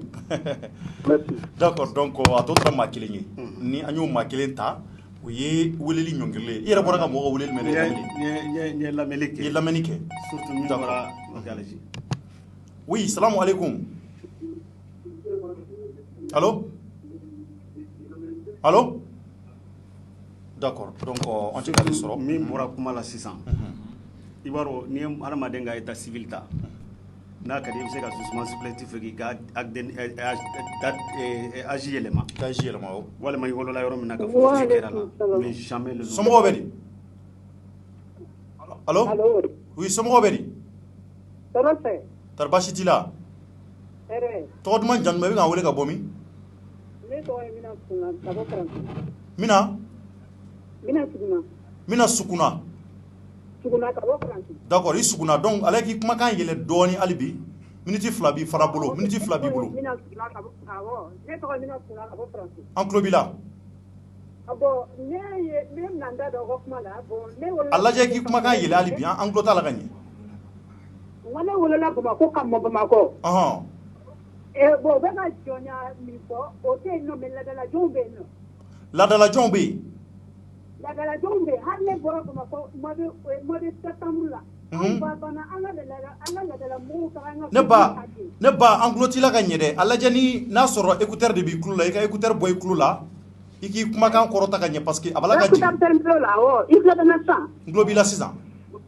awɔ n ko ladaladenw b'an bolo u bɛ ka fɔlɔ jɔnya kuranɛ jɔnya ninnu tɛ mais fɔlɔ jɔnya bɛ yen nɔ ladala jɔnya d'accord ne bɔra Mali la août septembre tɛmɛnen n ba banna an ka ladaladenw taara an ka baaraw bɛ ka ɲɛ awɔ u bɛ k'a fɔ ko a bɛ di nɔ dɛ mais u bɛ ka jɔnya min fɔ o de tɛ yen nɔ o de tɛ yen n'o tɛ ladaladenw bɛ yen d'accord a tɛ tɛmɛ o kan donc maintenant ne yɛrɛ wolola Bamakɔ ka mɔ Bamakɔ a ɲɛfɔli anw yɛrɛ anw b'a fɔ aw ka jɔn de cogo la aw y'u minɛ cogo jumɛn na u b'a ɲɛfɔ an ɲɛna mais a fɔra n y'a faamuya a banna maintenant e bɛ se ka mun fɔ ne bɛ bɔ Jakulu de ne ye Jakulu Yadineka de ye d'accord e bɛ se ka mun fɔ maa minnu bɛ yen k'olu ma sɔn ni hakilila ma i bɛ se ka mun f'u ye mun b'a to bɛn ka se ka na marakaw ni ɲɔgɔn cɛ hali bi a ko la u murutira kɔsa in na de n'o tɛ u tun bɛ sɔn an ma o mais depuis kuma dɔw fɔ fɔra u murutira u tun b'a dɔn fana fɛn fɛn dir'u ma a juru ma ladala sigi de atana juru ma ni ladala ko ta te duma quoi d'accord ko ni ba mo ga o ma ba ni la de ok d'accord ko be se fana u ka ande un furu bo horande un se ka furu jo ma to ni min taru no to u ku wore me an yera wala ko me ne wera ko na to na me ku la an ne ta furu ma ba ko ani ndew ni na ndew wala fra timba ku yana bana mais muna ah o de donc parce que la mona o to de la bo o to de donc quoi d'accord ok donc merci parce que la pleine de ça en dendi ni ma le nous me exister na pour ko be ku yoro ko jonya pas c'est pas vrai moi quand la de la code de tout la gubo bala clé quand la te ni mi ya ba ma ibi era ta ka yoro min ka dieke mais ka koro fola samina iko ko aw te se ka furu uma est ce que ni aw ma furu ma o ta gira ka fo ko lu ye ko fe demogo ye wa est ce que ma den kere fela la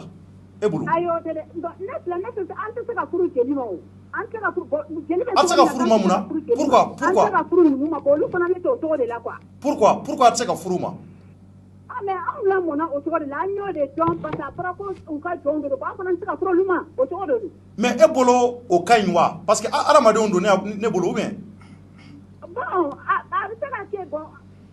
ni ba te kanin be ni ma na tuya do fikata mo mu yere kurane kana yere ikata ko lu yere de ni ba vraiment quoi parce que nere mo do ni nga ko na tigi ba la da ko ke imangi jenda tigi ma na te par exemple anni jelido na te jeli a baran nuni sonke ite ki jenda ma me na ba la da te imangi jenda ma ati te muka o to do don quoi d'accord su ite ki jenda ma na ta bato a jonya bato ke ata baraka ta sonke ite ki jenda ma me na bo te imanga dama d'accord suguna merci beaucoup on fait de rien voilà donc ale bi bo yagine flé jafunu ñera de la ka taga ñi dokun kelengere donc yoro bado ambi maraka be fo jafunu ka ta fo kanyaga ani girime amu be funi woro ena donc maintenant iburaga mo ga kuma kam je fa ifana kuma kam donc maintenant dameli ibse ka mo ko fo labana marakaw ni ngom bi maraka jamanaw kono aw koni i nani banzi aw i bazi aw de taka no e kermis jamanawi donc maintenant ibse ka mo fo pour que albi beni sabati ka sega na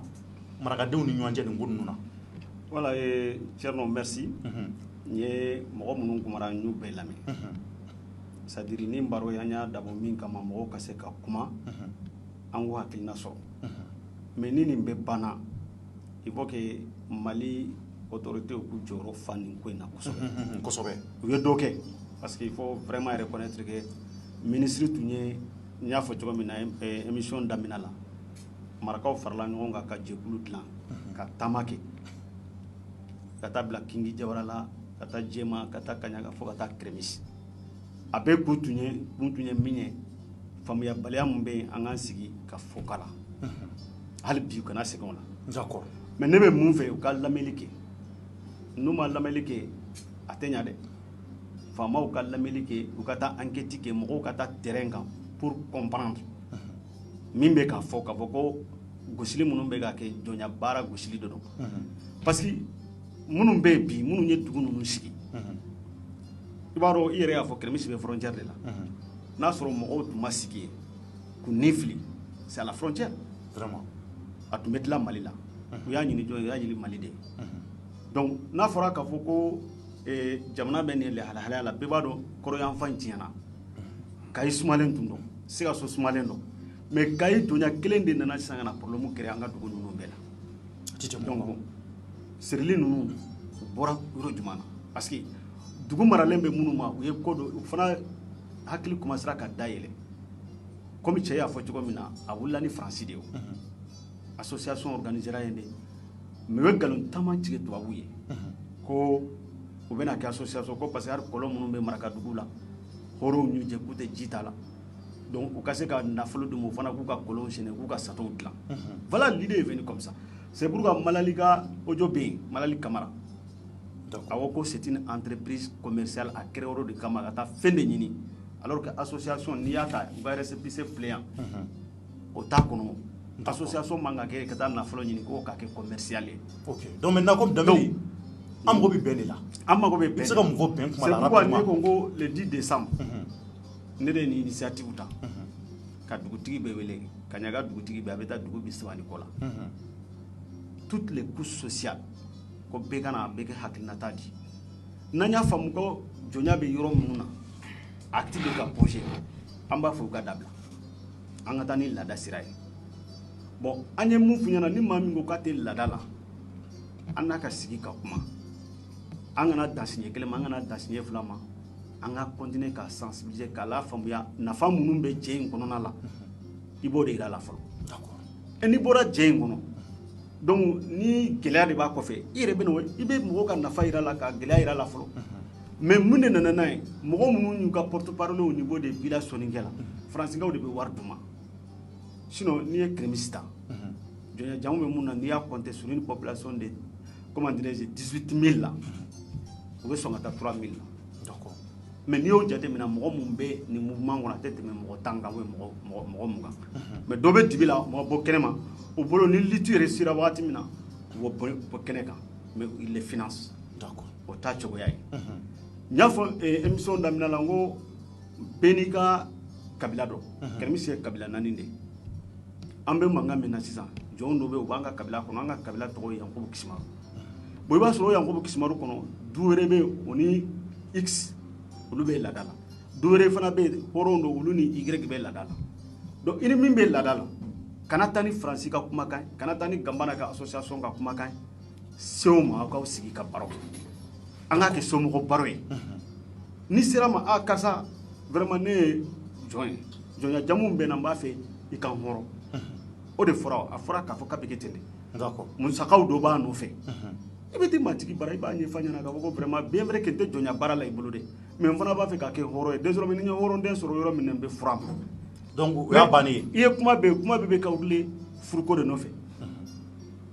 mais k'a sɔrɔ fɛn wɛrɛw bɛ dugumala la ni dilanna ni lutte la ok u bɛna lutte wɛrɛ la d'accord donc Danbɛlɛ heure y'an tan tɛgɛ ma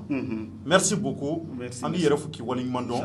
i ka wulikajɔ la donc hali bi ko ninnu ala k'a sabati aw ni ɲɔgɔn cɛ ni an fana ye kunnafoni wɛrɛw mɛn a ko la a ka numéro b'an bolo an b'a wele an kɔni ka laɲini hali bi bɛn ka se ka na ko in kɔnɔ laada minnu bɛ yen n'o b'an ka jamana kɔnɔ tiɲɛ don laada ninnu a bɛ fan bɛɛ anw filaw yɛrɛ fɛ a bɛ kɔrɔbɔrɔw fɛ yen n'a laadaw cira o y'an ka danbe caman tiɲɛnen ye ala ka n'u ci hali bi ala ka faamuyali don ko ninnu kɔnɔ Jefa ka folikan laban dɔ b'i yɛrɛ bolo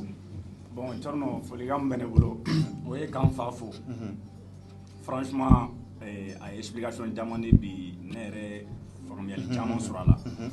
o tɛmɛnen kɔfɛ ne bɛ tila ka wele bila a ma tuguni parce que olu de y'an ka ɲɛmɔgɔw ye an b'a ɲini u fɛ an minnu ye maraka denmisɛnninw ye